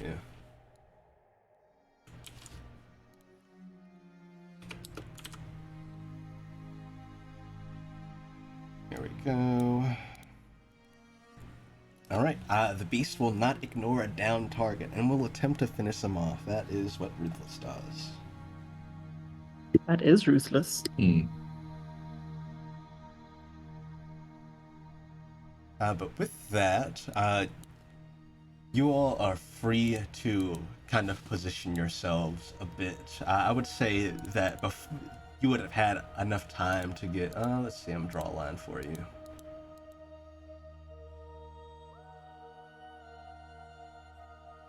You would have had enough time to get at least up to that line, so you can position yourselves where you see fit before we begin. Are there any like crevices that I might be able to hide behind? I would say that there is at least a pillar or two in here. I'll put those on there for you. Oh, whoops. I was hoping that would be hollow. Okay, I'll just draw it. Here's one here. It's pillar. And that's pillar. Gotcha. Okay. Before we start, is there somewhere we can... I know you said that the tiefling guy was asleep. Is there somewhere we can tell if he's unconscious or if he's still conscious? I'd say make a medicine check. Yeah, sure. Also, where in the room is he? He is over on this far wall here. Okay. Up here. In fact, I'll just pull him out a token. I'll do that. Keeps on going to 17, then to 3, so I got a 4 on the medicine check. Dang it. You can't quite tell. That's all right. Yeah, that weird opera mask he's wearing kind of makes it hard to tell. Alright, give me a second. I get one more thing ready. Get us some combat music. Alright, so initiative order, it'll be going first, followed by Barney. And remember that you can make a scan check at any time during your turn as a free action. Cool. That being said, best of luck. Thanks. So it is up first, and having seen you all just step in, and I'll also go ahead and get rid of this line here, and that's your position. It's gonna run up to the two of you, to Barney and Gunther. And it's gonna first try and claw at Gunther. That is a dirty 20. Yes, that hits. Alright.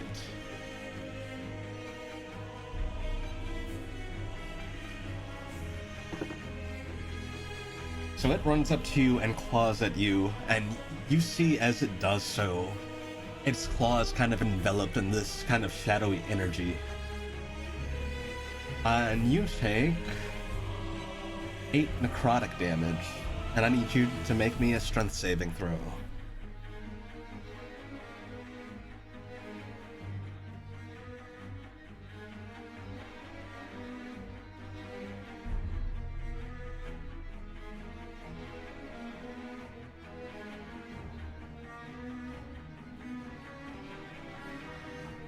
That will be a 13. Alright, unfortunately that fails. As it runs up and claws at you, it wraps that claw around you, and you're now grappled. Okay. And then it lashes out at you, Barney. It lashes out with a bite at you. And that is a 21. Yeah, that hits.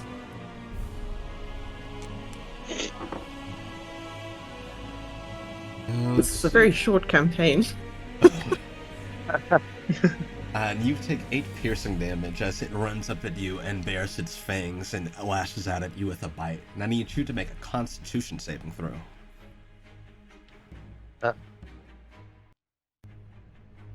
Alright.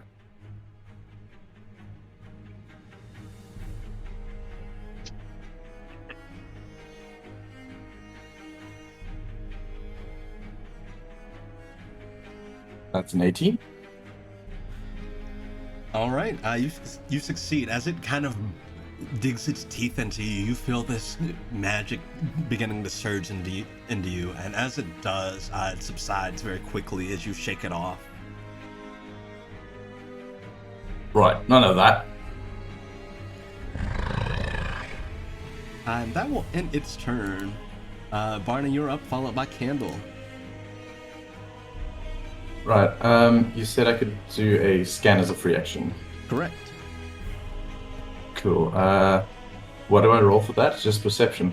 Perception or investigation. Let's see. I'm proficient in perception, so I'll do that.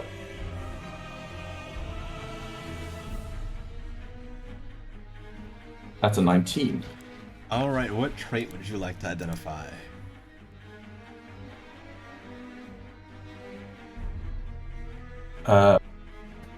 That would be Wild Fangs. Alrighty.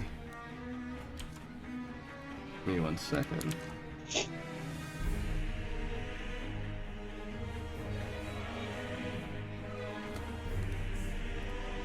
Okay, do that. Alright, right, so Wild Fangs is one of its melee attacks. And it deals 2d6 plus 3 piercing damage, and on a hit, you have to make a con save, DC 14, and if you fail, you're subjected to a wild magic surge. All right. Right. What else do you do? Okay, so for another free action, Barney will part the hair from his eyes, and I guess anyone who can see sees like his eyes are like a glowing, like slitted cat-like eyes. Beautiful anime girl eyes. Because I rolled a 10 on that on the mark characteristics. So yeah, pupils become slitted and cat-like. And as for my action, I'll use Woeful Spear. Ooh. All right. So you create a wooden spear laced with malignant energy.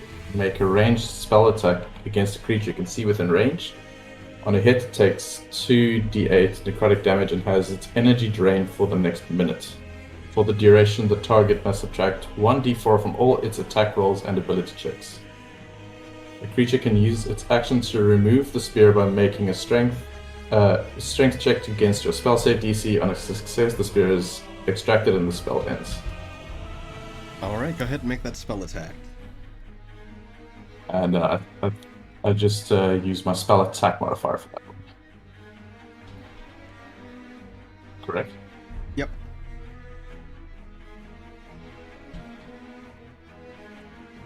That would be a 17. 17 hits. Alright. Now we'll roll 2d8.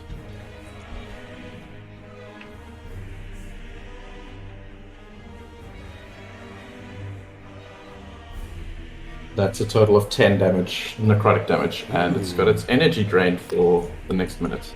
So you call forth this spear and you hurl it at this creature, and as this spearhead sticks into it, you see it kind of flailing about,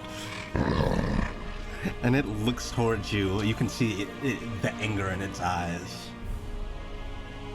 All right, let me do that. All right. Do you do anything else?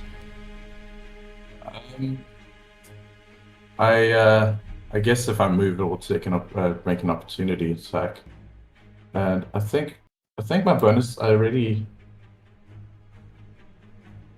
Oh, the mark characteristic is not a bonus action, is it? It's like if I roll that dice. To activate the mark is a bonus action. And then you have access to all your mark abilities. Okay. Let's see. I basically have like Ravenous Recovery, Bestial Might, and Focus Surge.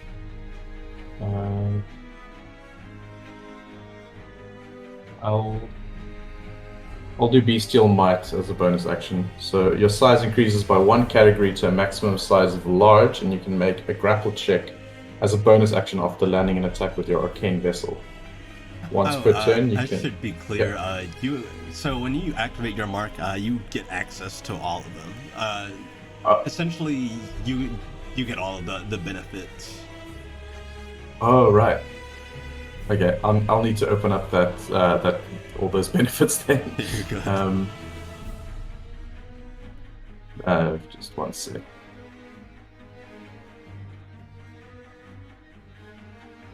So you would get Bestial Might, Ravenous Recovery, and then you get the Challenger Focus Surge.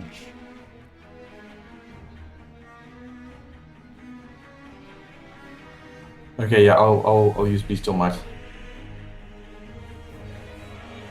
All right.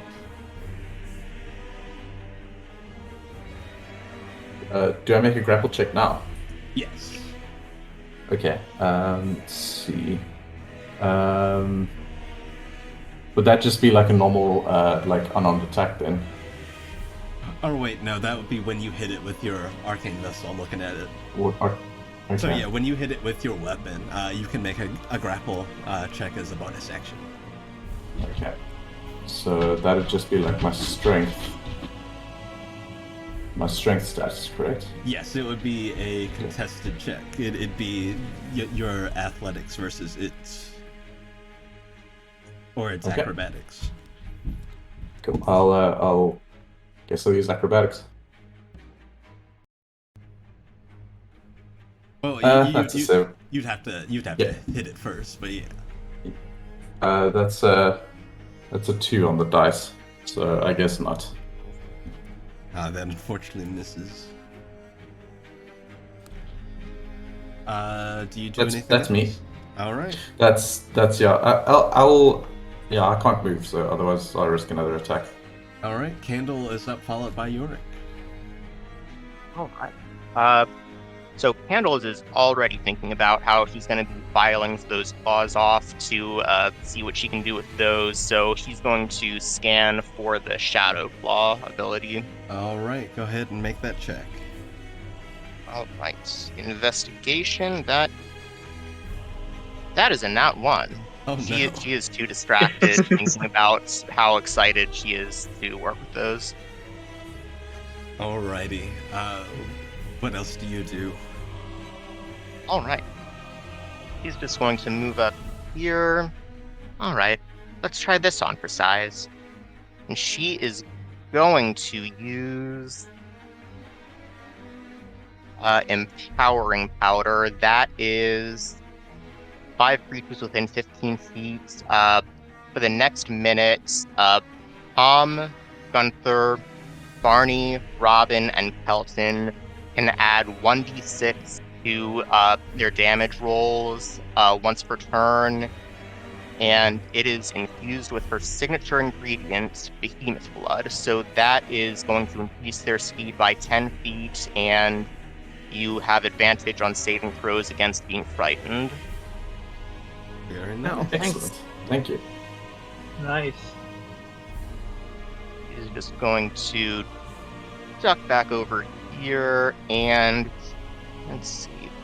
Already used the action, so she's just going to try to duck into the shadows of the pillar.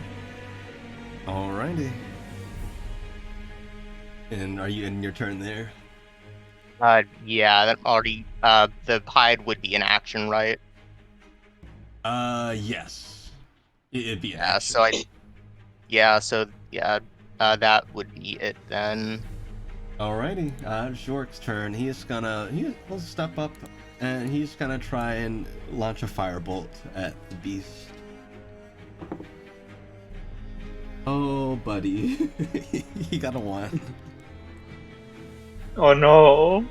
So he goes to launch this firebolt, and as he's kind of forming it in his hand, the beast looks in his direction, kind of snarls at him, and he flinches, and it just kind of fizzles out. Oh, my poor baby. We've all been there, buddy. Next time, Your Highness. And he's gonna try to scan as well. Oh, he's not doing great. He got a 5. It's his first fight. He's doing his best. He's gonna go ahead and take 2 steps back.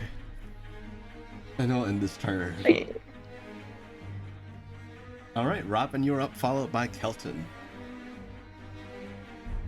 Okay, I want to scan an ability. That will be the Shadow Claw. Alright. Go ahead and make me a perception or an investigation check. I'm going to roll and let me see what I'm proficient. Yes, an investigation check. And that's 6 plus 3, 9. That is unfortunately not quite enough. You kind of look at this creature, it seems to be... You're all kind of getting adjusted to its movements and the hectic nature of everything going on. It's hard to get a good read on it. But you can go on with the rest of your turn. Oh, they're just too Okay. interesting. I'm going to cast a hex on it. All right. All right, you place your hex on it. And I'm going to cast Eldritch Blast. All right, go Nice. ahead and make that attack roll. That roll is 7. 7 total. Yeah. Well, 7 plus Oh. 5, it's 12. So you fire your Eldritch Blast at it, and it kind of ducks out of the way. Damn. And well, that's my turn. All right, it's Kelton's turn. Kelton pulls out a short sword, and he's gonna run up here, and he's gonna try and get Gunther free of the grapple.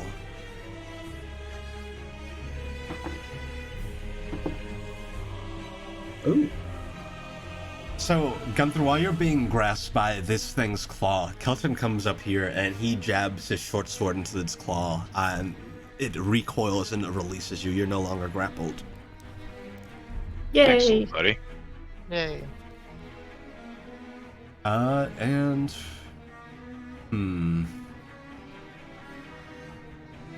Yeah, he's gonna move here and attack it as well.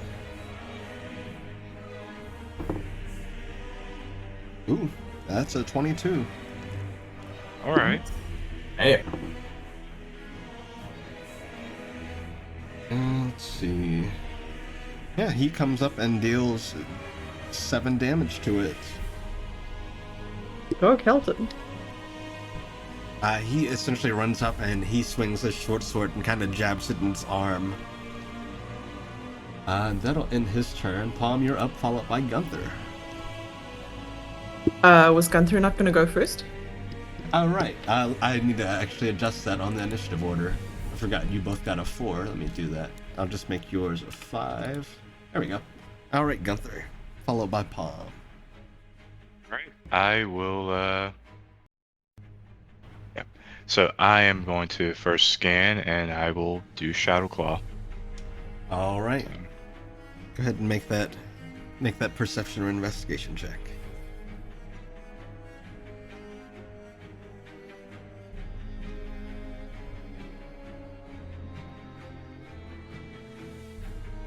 Or it's still rolling. Oh, you're good. That is a 12 plus 1, so 13. All right. With that, what trait would you like to identify? You said Shadow Claw, right? Yeah. All right.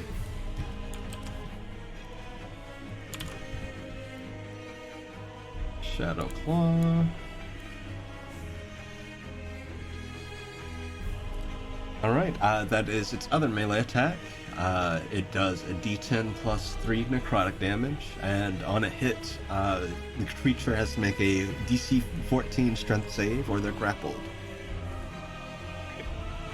Well, then I will go on and hit it with my long sword here. All right. So, here we go.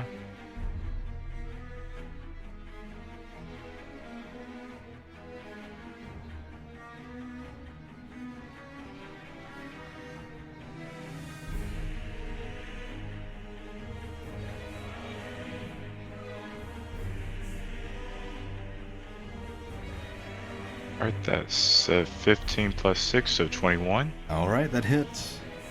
Alright, and that will be...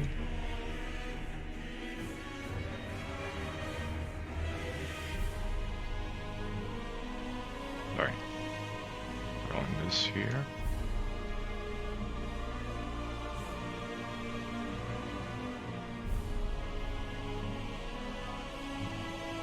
And just try to remember, what is the add-on, I guess the modifier for sword? Is it just strength? Yes, it would be just strength for a long sword. Okay. Strength and probably proficiency, since you're probably proficient, right? Yeah, for Right. the attack roll, for the damage, it would just be your strength and any other additional stuff. Oh, just okay, got it. Okay, then that will be a 4 + 4, so 8, and I will use one spell slot to do Divine Smite. Ooh. And don't forget the 1d6 from the powder. Oh, thank you so much. Almost forgot about that. So It's the strange powder, just cocaine.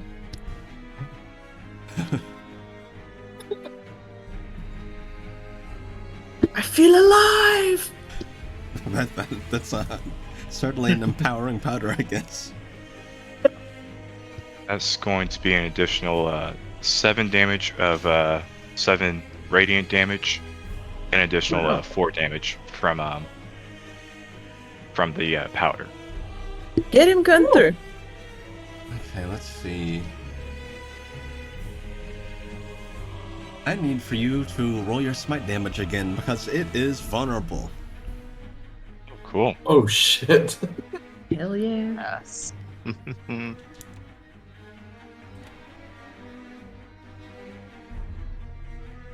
Okay. It's just a 5 now. So additional 5 damage. All right. And I'll stick around there. I'll end my turn right there. All right. As you strike this thing with your longsword, and this light, this radiant energy surges through the beast, you can see it kind of writhing. It did not like that at all. Yeah, you all are now privy to that. It is indeed vulnerable to radiant damage. All right, Palm, you are up, followed by the beast. Okay, Palm would like to scan. I am interested in finding out more about the pursuer trait. All right. What am I rolling? Insight, right? You roll perception or investigation. That would be a 14. All right, I will get you pursuer. Nice.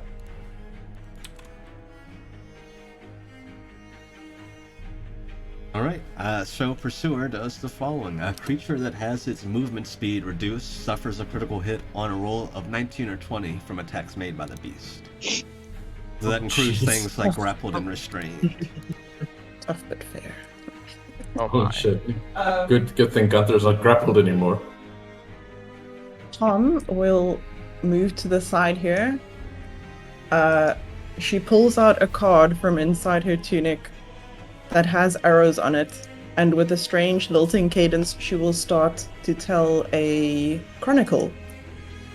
She will tell the chronicle of the steady archer. I will just read it for chat. As an action, you can awaken the tale of a steadfast marksman. You call forth a horde of phantasmal archers to fire at your foes. Make a number of ranged attacks using your scribal attack modifier equal to your proficiency bonus against a hostile creature within range. These attacks can be directed at one target or multiple targets. On a hit, a target takes 1d6 plus your wisdom modifier piercing damage. Alrighty. I just need to check what my scribal attack modifier is. So that I am would still be getting used to this your- layout. It would be your wisdom plus your proficiency Plus bonus. 5. Okay, so it's a plus 5.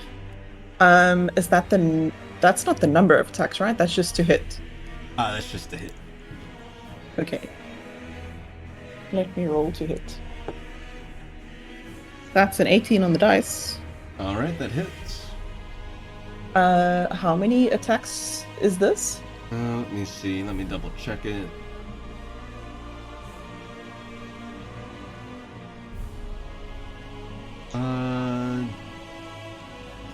A number equal to your proficiency bonus, so you get to make 2 attacks. Okay, cool. That's actually pretty nice for level 3. Okay. 1d6 plus your wisdom modifier, so that would be a plus 5, and I also have the extra d6 from the powder. So that would be 2d6s, right? Plus 1? Or it would be For the damage, it would be 2d6 plus your wisdom. Okay, it'd just be so- for one of the attacks, because Once per turn for Yeah. the powder. Yeah. Okay, so I got 8 plus 5 from my basic damage, which would be a 13 plus 1 for the extra powder damage. All right. Do that. And are you making a second attack as well? That was the two. Oh, do I roll twice for each, sort of once for each attack? Yep. Okay, then take a 3 off because I rolled 2d6s. Oh, gotcha. Sorry, No, you're this is my good. first time using this. Okay, let's see. Second attack would be 15 to hit. That hits. Okay, so well, I mean, I rolled a 3 on that dice, so let's just keep the 3 then. Okay. Yeah, is that a plus 5 as well, or? Yes. Well, it's plus your wisdom. You just don't get the extra d6. Oh, that's from the true. powder. Sorry. Yes. Okay. My wisdom would be. Let me just see here. Plus 3, so 6. All right. Do I have movement left? Yes. I don't think you moved. I moved about 5 feet from here to here. Oh, then yes. I would like to just. You absolutely have. sort You of- have plenty. yeah, I want to move here behind the pillar. All right. Is that your turn? Yes, thank you. All right. It's top of the round with it. And the beast. Let's see. Who is he going after? The beast. 1, 2, 3, 4. 1, 2, 3, 4, 5, 6, 7. Yeah, one moment.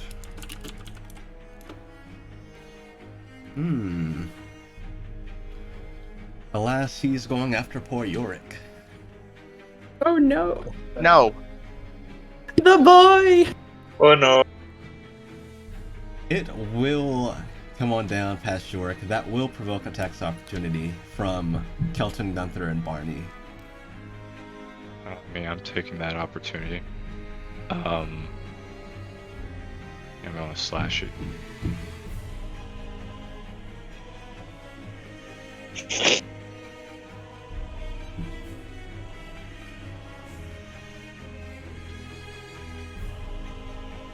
That's a 14 hit. That does hit. Alright. That means it takes 2d6 plus 4.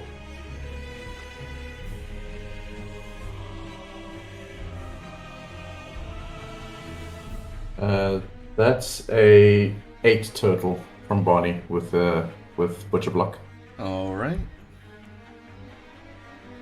And I got a 20 to hit, That hits. and I got 12 slashing damage on it, and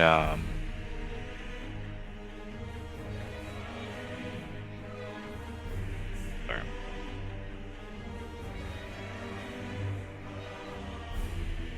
You know what? I'll go on and use my channel divinity on it and do a golden inferno. Oh Nice. wait, no, Sounds sorry, good. that's only creature other than myself. Sorry about that. If you'd like, you Oh. could use it on Barney's then. Yeah, did let's go wanna and do use it. that. Yeah, sorry about that. Then You're good. I will use it on Barney, and I will use 5 radiant damage. I mean, 5 of my lay on hands pool to cause radiant damage, plus my charisma modifier, which is a +3. So that'll be 8 points total of radiant damage. All right.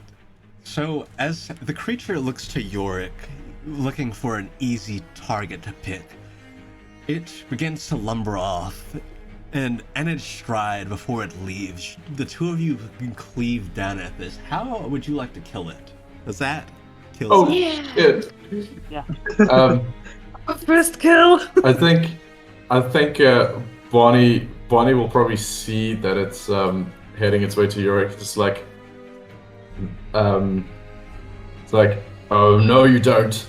And yeah, he'll just like, it'll be no like special like move or anything. He's just gonna like cleave down with the butcher block onto it. And I'll say this: you can see that Barney's blade like gets really radiant during that time. Very nice. And with that, the two of you manage to fell this creature, and it lies on the cavern floor, dead. And that ends combat. Alright. Alright. Palm's peeking out from behind the pillar. Like, oh, it's over? Well, blimey, I did not know that I could do that. That's a great job. You're very excellent out there. Well, I mean, all you were. I think we all did this as a team. Oh, are you all right there, Your Highness? Yeah, I'm fine. I'm sorry. I wish I could have been more help.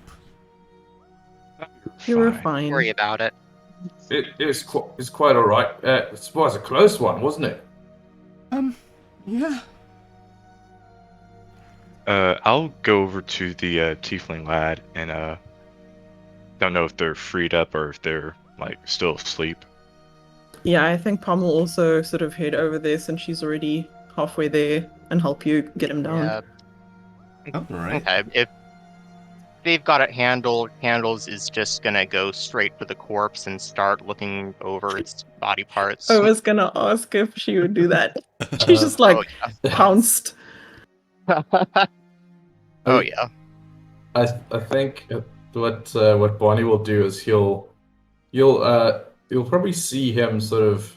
It almost looks like he's performing some sort of like small ritual. Almost kind of looks like a. I guess it kind of looks like a prayer almost. It's basically just his way of like thanking this creature for like a fight and basically sort of it's I think everyone can sort of like realize that this is kind of like a tradition that's from his village. That's he thanks a felled creature for the battle. All right. Nice. So, as you guys go to get the tiefling down, how are you going about it? So he has essentially this giant glob of that mucus that is essentially holding him to the wall. I have a chronicle that makes a bunch of water, but I'm not sure if I can use it in such a way as to not cause damage to the target.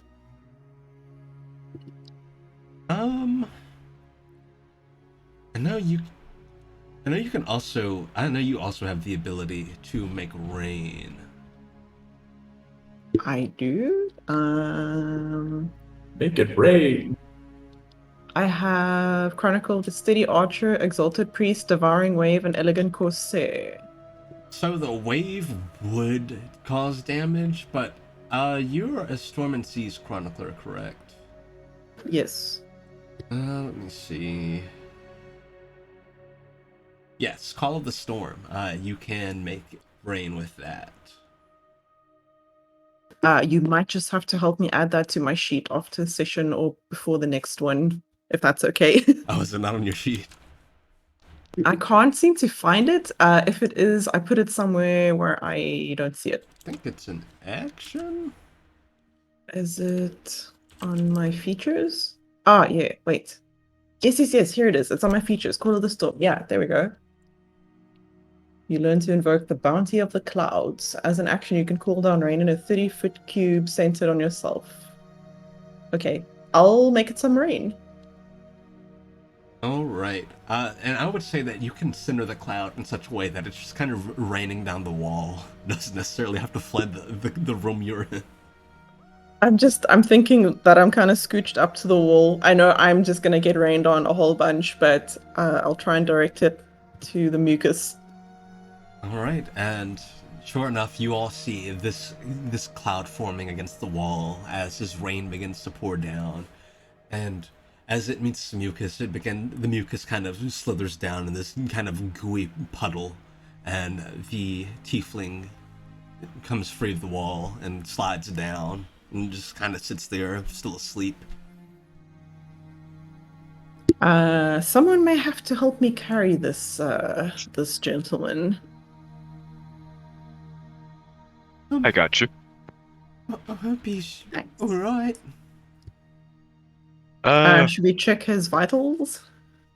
If anyone has a, yeah, that would probably be a good idea. I guess now that I'm near him, can I do a medicine check again? Yeah. I Actually- have a +3.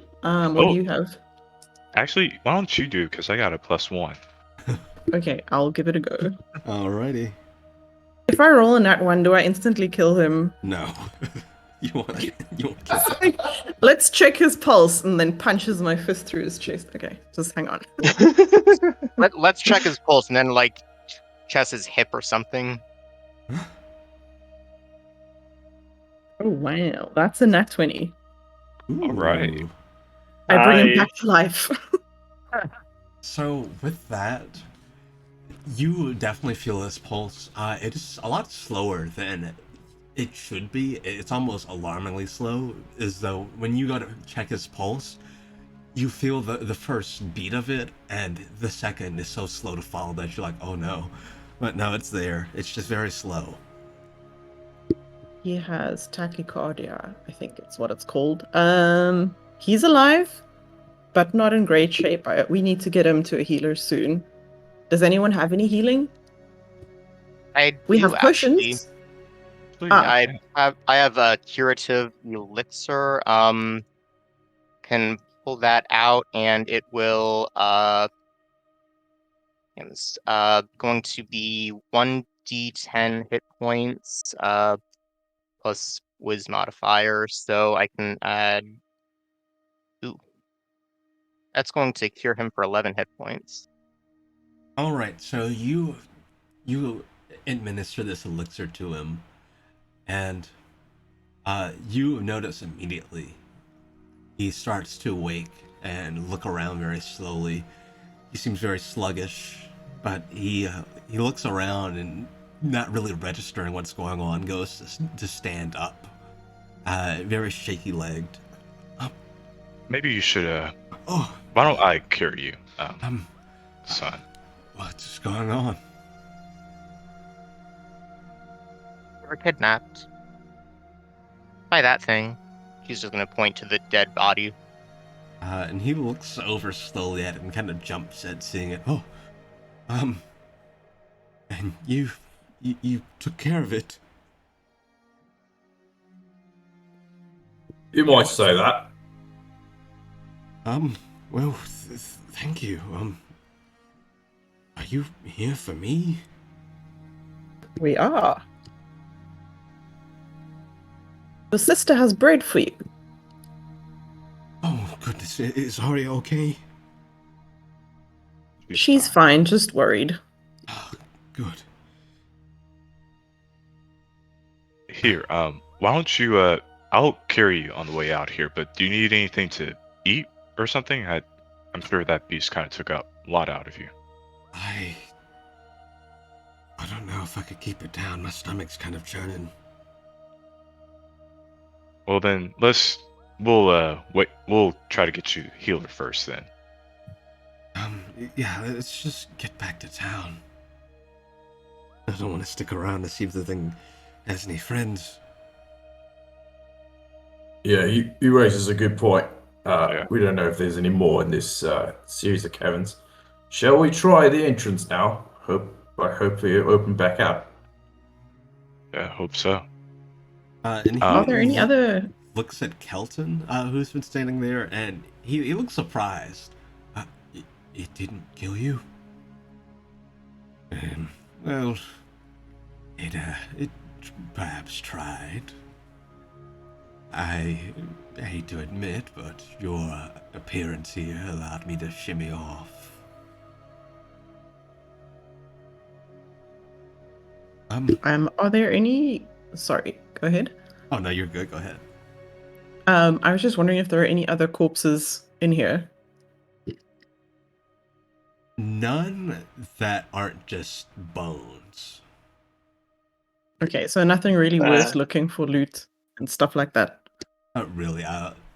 Otherwise, all that's in here, other than the two columns of stone and the various mucus puddles, other than that, it's just a few stray bones. But otherwise, not really much else. Okay. 2 candles. Have you harvested everything you wanted to harvest? I believe so. He's probably going to have gotten. Does the beast have? Did the beast have fur? Yes. So in Okay. terms of what it looks like past the claws and its hooked tail, it seems very panther-like in appearance, although much bulkier, much burlier, and obviously a lot larger. Yeah, it has this So kind she's of probably black kind of. I'd say it's more of a dark blue kind of fur. all right. So Oh, yeah, pretty actually. she'd probably take some fur clippings, a tooth, at least one, try to file off some claws, and probably go for this, maybe the stinger tail tip. You said it was kind of scorpion-like. Yeah. Well, Yeah, she's it gonna. seemed to hold it out scorpion-like when it threatened you all. In terms of how Okay. it looks kind of like a crab pincer almost. Okay. Yeah, she might try to maybe like shave off some skin or fur from that as well, just in case it'd be any different. But yeah, just probably gather all that stuff. As you take it off, you'd actually notice something about the tail. Um, there is another mouth on the tail as well. You can see that it is in its dead state. Between the two pincers, there's a mouth where it has these kind of jagged teeth open on it. Don't like that. Number 5. She's gonna see if the tail mouth teeth have any different properties from the normal mouth teeth. So compared to the normal mouth teeth, these are very needle-like. Like if you've ever seen an anglerfish's teeth, kind of like that. Oh my.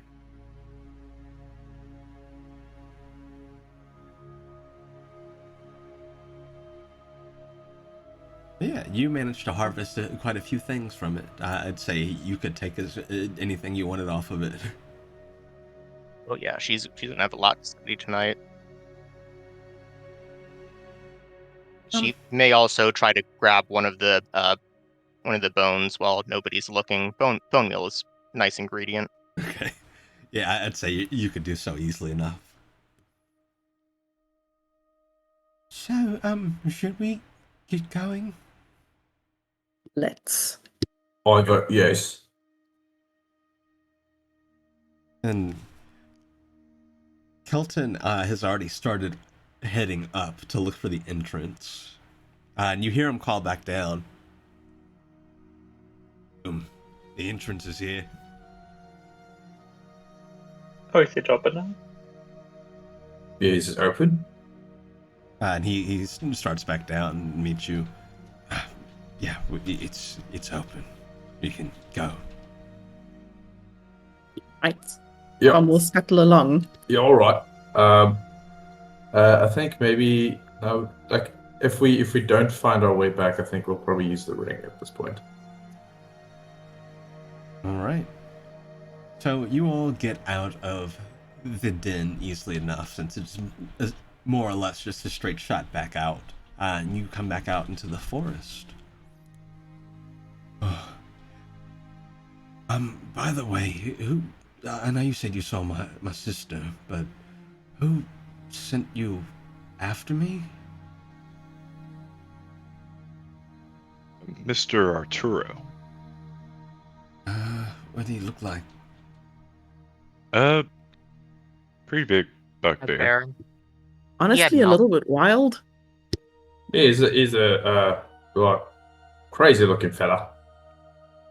Milkman, apparently. Oh, I saw him. Yeah, he said he'd get me help. I'm glad he did. And I saw him when I was getting dragged off, and he said he'd get help, and I saw him run in a hurry towards the city. So glad he got someone. Of course, same. We Yeah. saved I another person from. Yeah, Sorry. I think. Sorry. I think he reached us just the nick of time then. Yeah. Thanks again, by the way. Oh, my head. Yeah, why don't you rest up, bud? I think you are definitely out of commission for a while now. I should be able to at least walk back. Just need to lay down when we get back to the city. You sure? Yeah. All right. I will let him down and see if he can walk. And he grabs a nearby stick to kind of steady himself with, a nice big branch. Makes some, essentially is using it as a walking stick. All right. All right. So, making you all's way back, whoever is leading the way back, make me a survival check. Cool. I think I'll make a survival check. I am proficient at it. It's an 18 total. All right. Yeah, simple enough. You're able to find some of the drag marks from earlier, as well as that tree that you all passed. The two squirrels are still there, and the nuts you left them have long gone. They seem to have indulged in them. But yeah, you make it past there and on back to the main trail easily enough. And sure enough, you see the main way back to the city.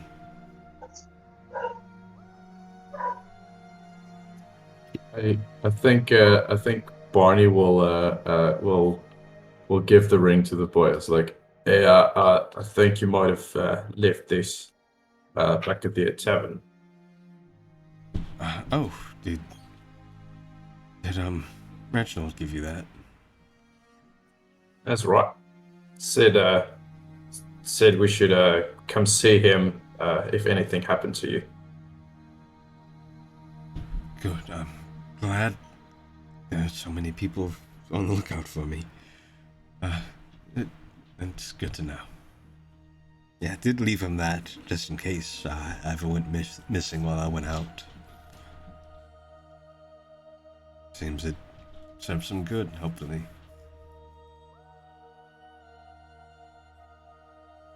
Well, we're not far. Let's head on back.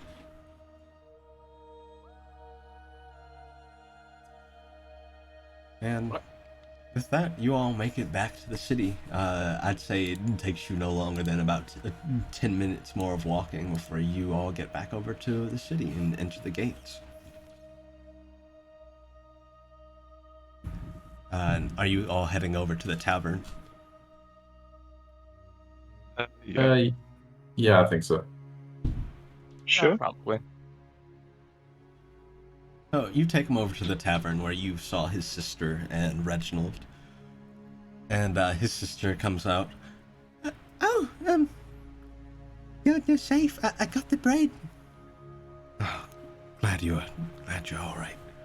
I'm sorry if I worried you, Mario. I just took longer than I wanted to. But these kind people helped me out.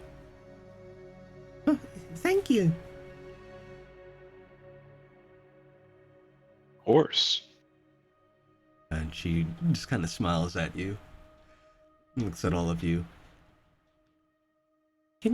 Are we gonna make the French toast? Or geographically equivalent French toast, I should say. Yes. Here, why don't you go on down to the house and I'll catch up with you. Do they look like they're not financially very well off? Make me an insight check.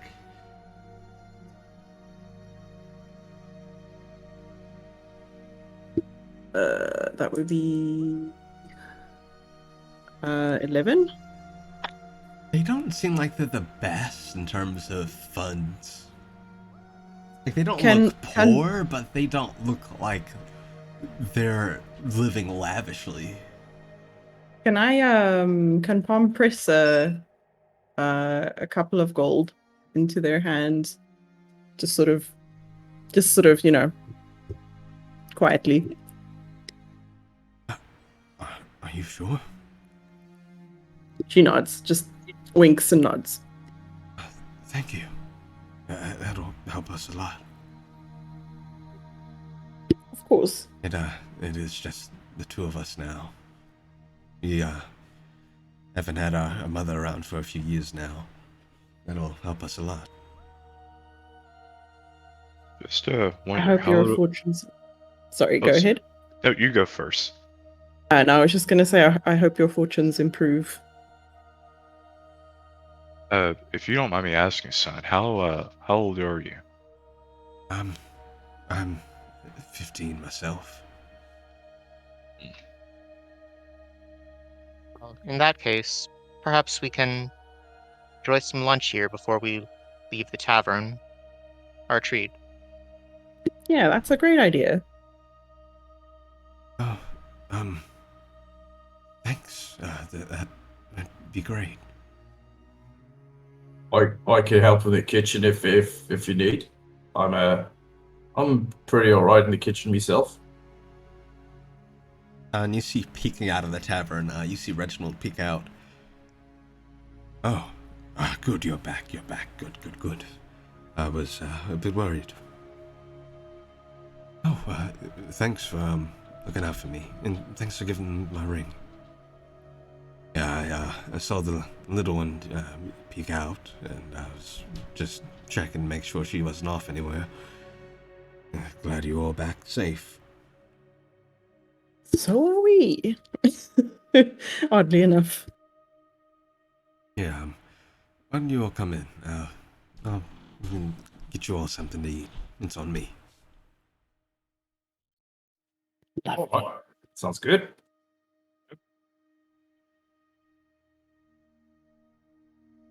And yeah, he'll have you all come on into the tavern and get you all a nice booth. And he'll order everyone a little something to eat.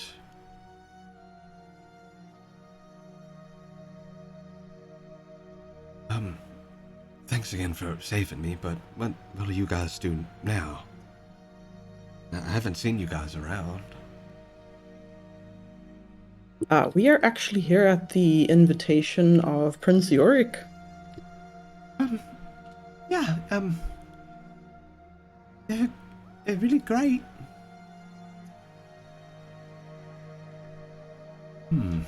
Palm beams under this praise.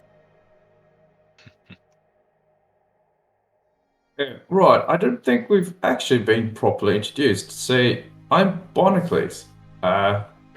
It's a pleasure to meet you. You're Marion, right?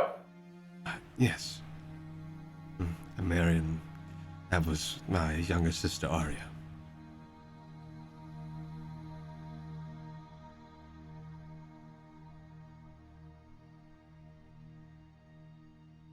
Yeah, it's nice to meet you. How did you come to be snatched by this beast? Well, so usually in the morning before sunrise, I go out to pick some of the berries and hunt some game. But I saw some deer running and I was going to chase after, but I figured that the way they were running, they were probably running from something. And sure enough, that thing ran out from the brush. And I ran to get back onto the main road, and that's as far as I made it before it caught up with me and snatched me up. And then that Arturo guy saw me and said he'd get help, and he dragged me off. Oh, that's right. I believe we found your dagger. Yes. Oh, right. Bonnie will give his dagger back. Oh, thank you. That was one of the last things that my mother gave me before she went. I cannot imagine what it would be like without a mum. See, I still live with me mum, and she's done everything for me. So my full sympathies, friend. Yeah, thank you. It's not been easy. It'd be fine if our father was still around, but we don't have him anymore either. He was quite old. And he got sick. And our mother, she's alive, but she's been away for a while.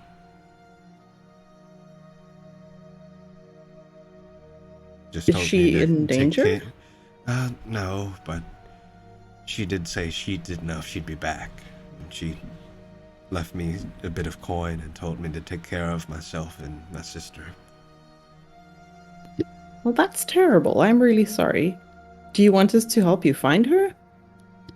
I don't know if she'd want us looking for her. I think it might worry her. We are departing shortly. We can keep an eye out. What is her name? If you find a woman named Azalea, she's also a tiefling. Azalea North is her name.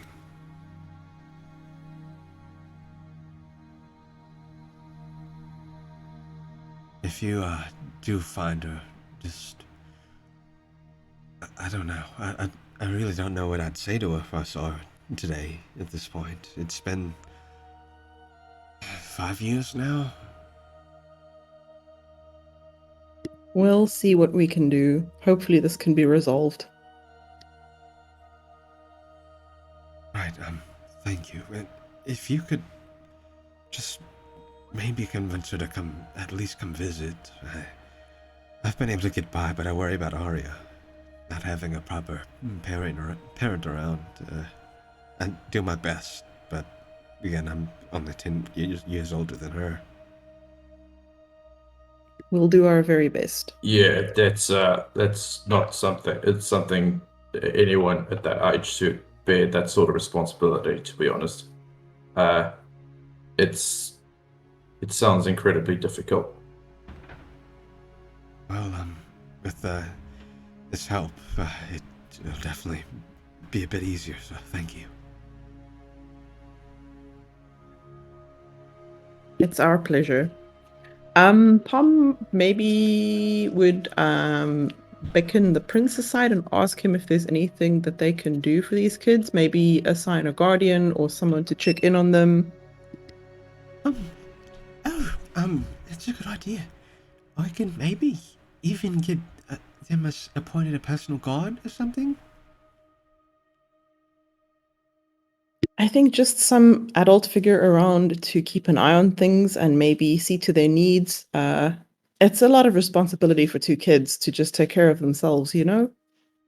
Yeah, I agree. I don't know what I'd do if I were in their position. I'll ask around and see if there's anyone who'd be willing to take him in. Thank you. Of Would that course. be okay with you? Well, we'd take any help we could get. Right, then it's settled. The prince will look out for you. Yeah, I'll certainly find you someone. At the very least, I'll be able to get you in touch with someone. Thank you.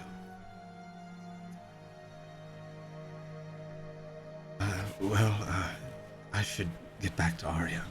If you do find anything, my house is near the edge of town.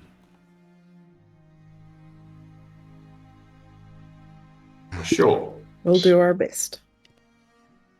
And he'll wave and he'll head on out.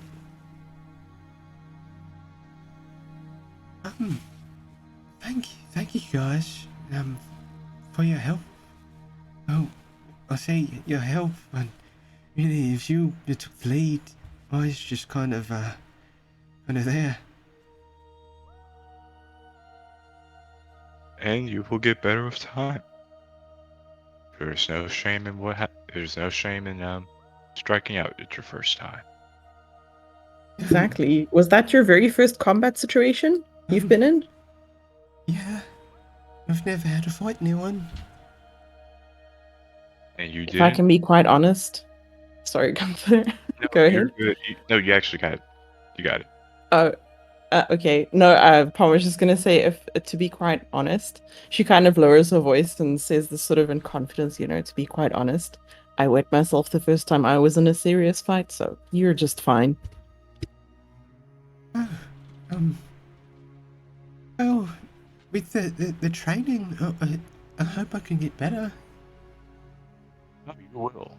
I mean, that's without a doubt. You seem like a very capable young man. I'd be fine to maybe start on that soon. Well, we can go and start now.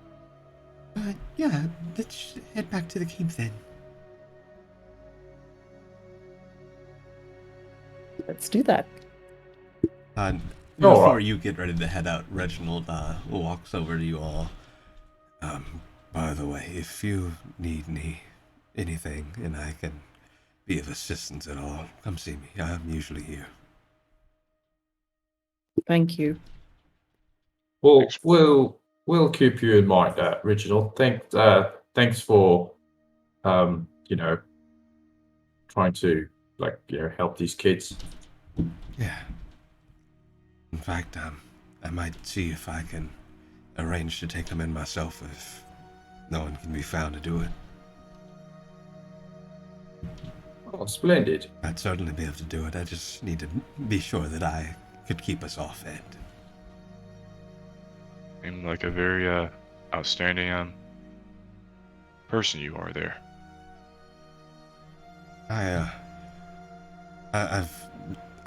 I've known others in their position. It's a painful position to see someone in. Absolutely. Oh yes. And if there's anything we could do to assist in any way, then you just let us know, right?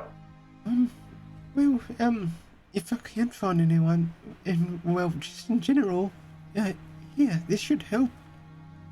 And he hands over a satchel of platinum to Reginald. Are you sure? Yeah, if you need help, I want to help. I wouldn't want anyone to go hungry. And if that's what is needed, then yeah, it's all yours. This is so much, though. Well, tell you what, maybe you could ask Irene. I know she does some carpentry stuff, and maybe you could get some additions to your house or something, so you'll have a nice place to stay. That would be really nice. Thank you. If I see them before, if you see them before I do, let them know that I'll take them in myself. I'm gonna go get started on that now. Fantastic. Splendid. And Do that, brother. you can see he's fighting to hold back some tears at this, and he heads on out and goes in the direction of the blacksmith. As the body turns to the party, is like, I'm starting to wonder if this is what the dragon meant in the vision, that we're capable of making change. Is this what we're doing right now? I suppose so. I mean, change isn't always big. It can be small. It's true. True. Yeah, and change is bigger, smaller for different people. Yeah, I've heard somewhere that change is granular, and I think things are being set in motion now. Yeah. Guess you can say that I'm looking forward to seeing what happens next. Yeah, me too. Just as long as it doesn't involve like any more of those big beasties in that tunnel. That was well creepy. Yeah, is everyone all right? Yeah, Perfectly. I'll be fine. Took a bit out of me, but you know, it's just swings and roundabouts. Right. Well, you can rest up and then get on with the training. Of course. Well, I guess we'll go back to the grounds then. So, on your way back over to the keep, you all get just outside when you see standing there is Arturo, and he looks absolutely perplexed. He looks terrified at something. Oh my goodness, you're back. Something awful happened. What? What do you mean? Something else Um, awful happened. Yes. I only just barely managed to get out of there. You might not want to go in there. Now I want to go in Is there. was anyone injured? Well, maybe we should go in there. I think the thing's gone now, but it's still a big problem. What is it? Wait, hold on. You said a thing. What's going on? Well, follow me and I can show you. It'd be better to show you than to explain.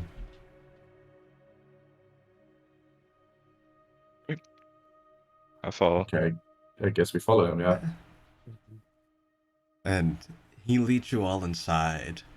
And in the throne room, you can see that spanning on are all the guards that have been gathered, and on the throne, the mayor. And everyone is encased in stone, including the mayor.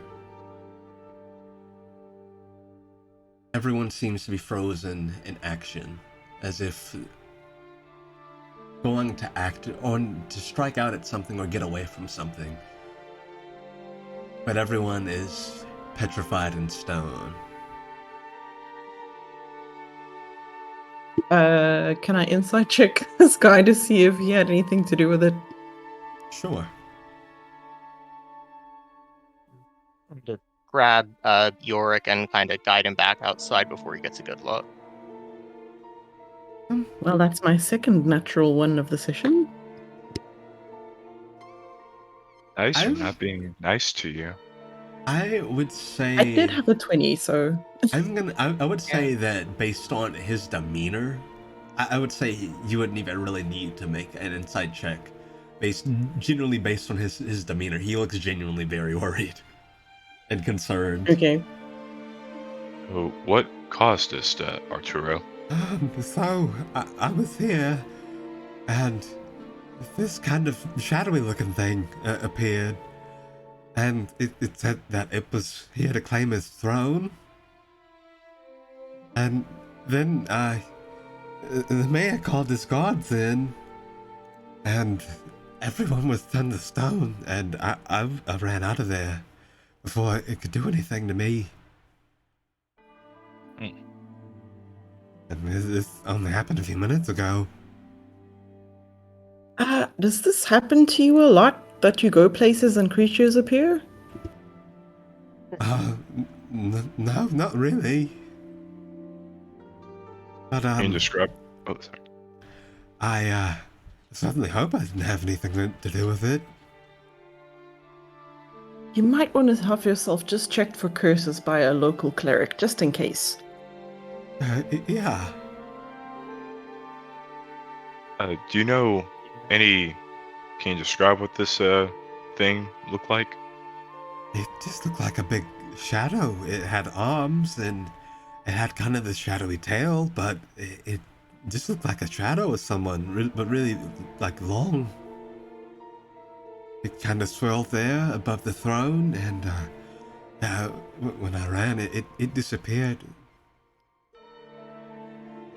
Did it smell like anything? It smelled kind of like sulfur, I guess. Hmm. Right. You know what? We should probably maybe perhaps Mr. Oaklaw might have some insights on this. Like maybe somehow we could, reverse this spell or curse or whatever. Maybe he'd know of someone or of a means to do so. I'll certainly help any way I can. If we need funds or something to cure people, I could certainly provide. I think whatever we do, we should not let young Yorick see this just yet. Yeah, probably for the best. Why don't I go with you all to see this Winston? Maybe there's no need. Maybe I can just, use this here setting stone. Maybe he'll come to us.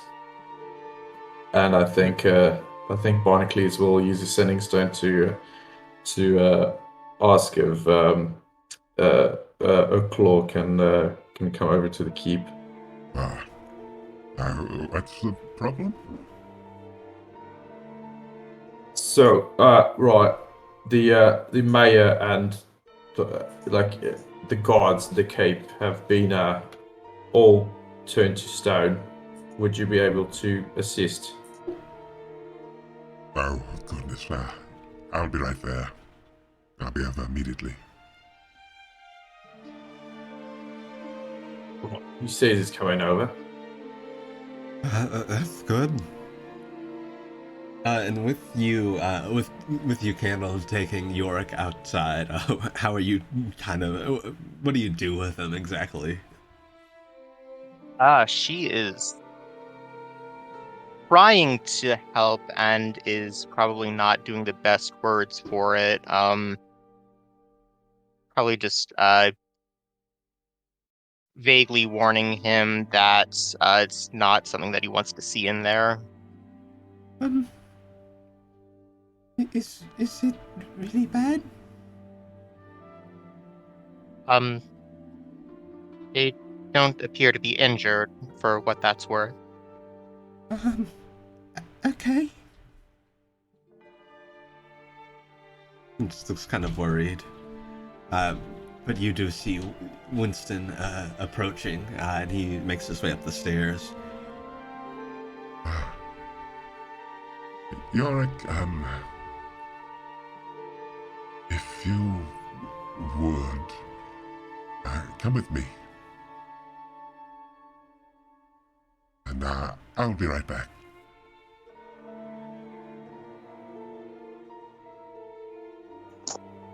And he takes Yorick off. And Candle, you see him essentially walk Yorick over to his house. And after a moment, he comes back out and makes his way back over to the keep alone. It's probably better that he stays somewhere safe while we sort through this. Yeah, absolutely. I left him with Viridian. He'll be fine in the meantime.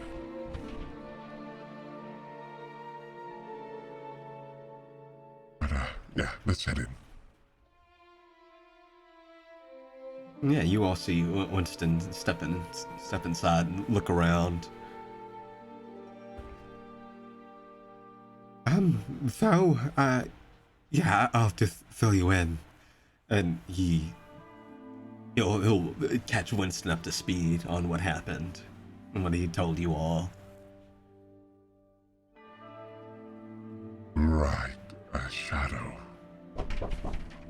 Well, give me 1 second. All good. I didn't know your dog could knock. Oh, that's my mother. Hi, Mom. But yes,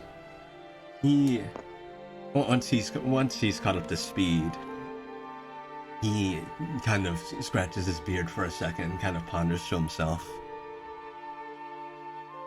I think I might know what could have caused this. It's possible that, you said that they'd come to reclaim their throne, was it? Yeah, that's what it said.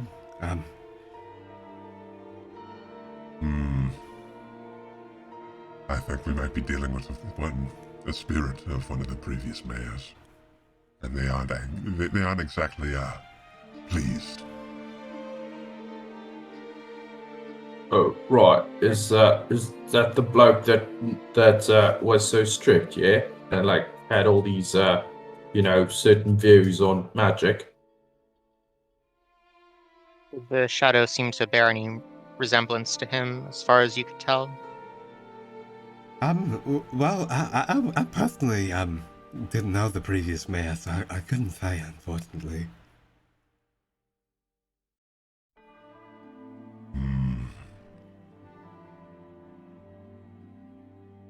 If this is the case, we might be in more trouble than we might have thought.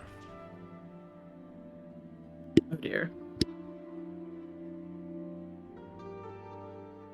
Tell you what, I'll try and do what I can, but if it comes down to it, I'll reach out to someone, perhaps more well-versed than myself.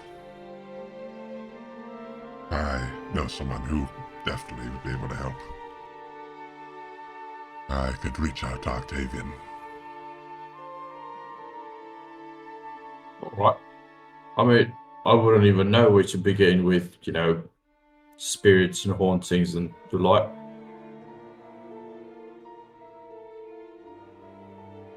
Well, there's someone well-versed in magic, it's that man. Octavian is, certainly well-versed, so consider it our last resort. We can't figure things out on our own.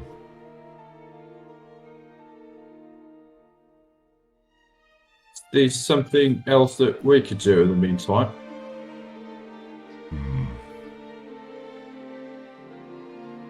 Yes. If you... I don't want to ask this of you.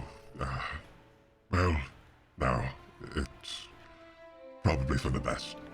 You all would go and make your way to Felgrim. There's someone there that might be able to assist the apothecary.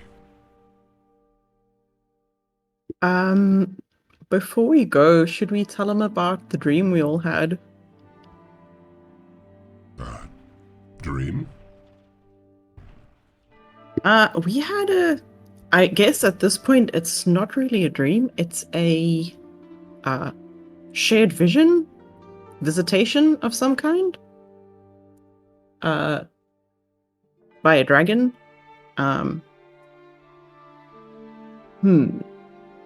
Yeah, seems like we also Prince Yorick also shared the same vision last night. Said something about be on the lookout for Varaxes, and that it hopes to see us face to face and await our arrival, and saying something about we are of the few capable of making change of some sort of prophecy. Oh. I might know a bit more about this than I thought then.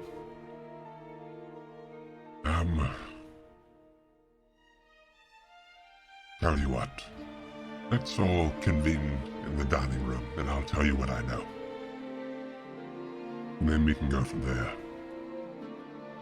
All right. I could make coffee so it run again. All right. And I think that is actually where we'll call tonight's session. Awesome. Nice. That was really fun. Thanks, Alright. everyone. Yeah. Thank you very much.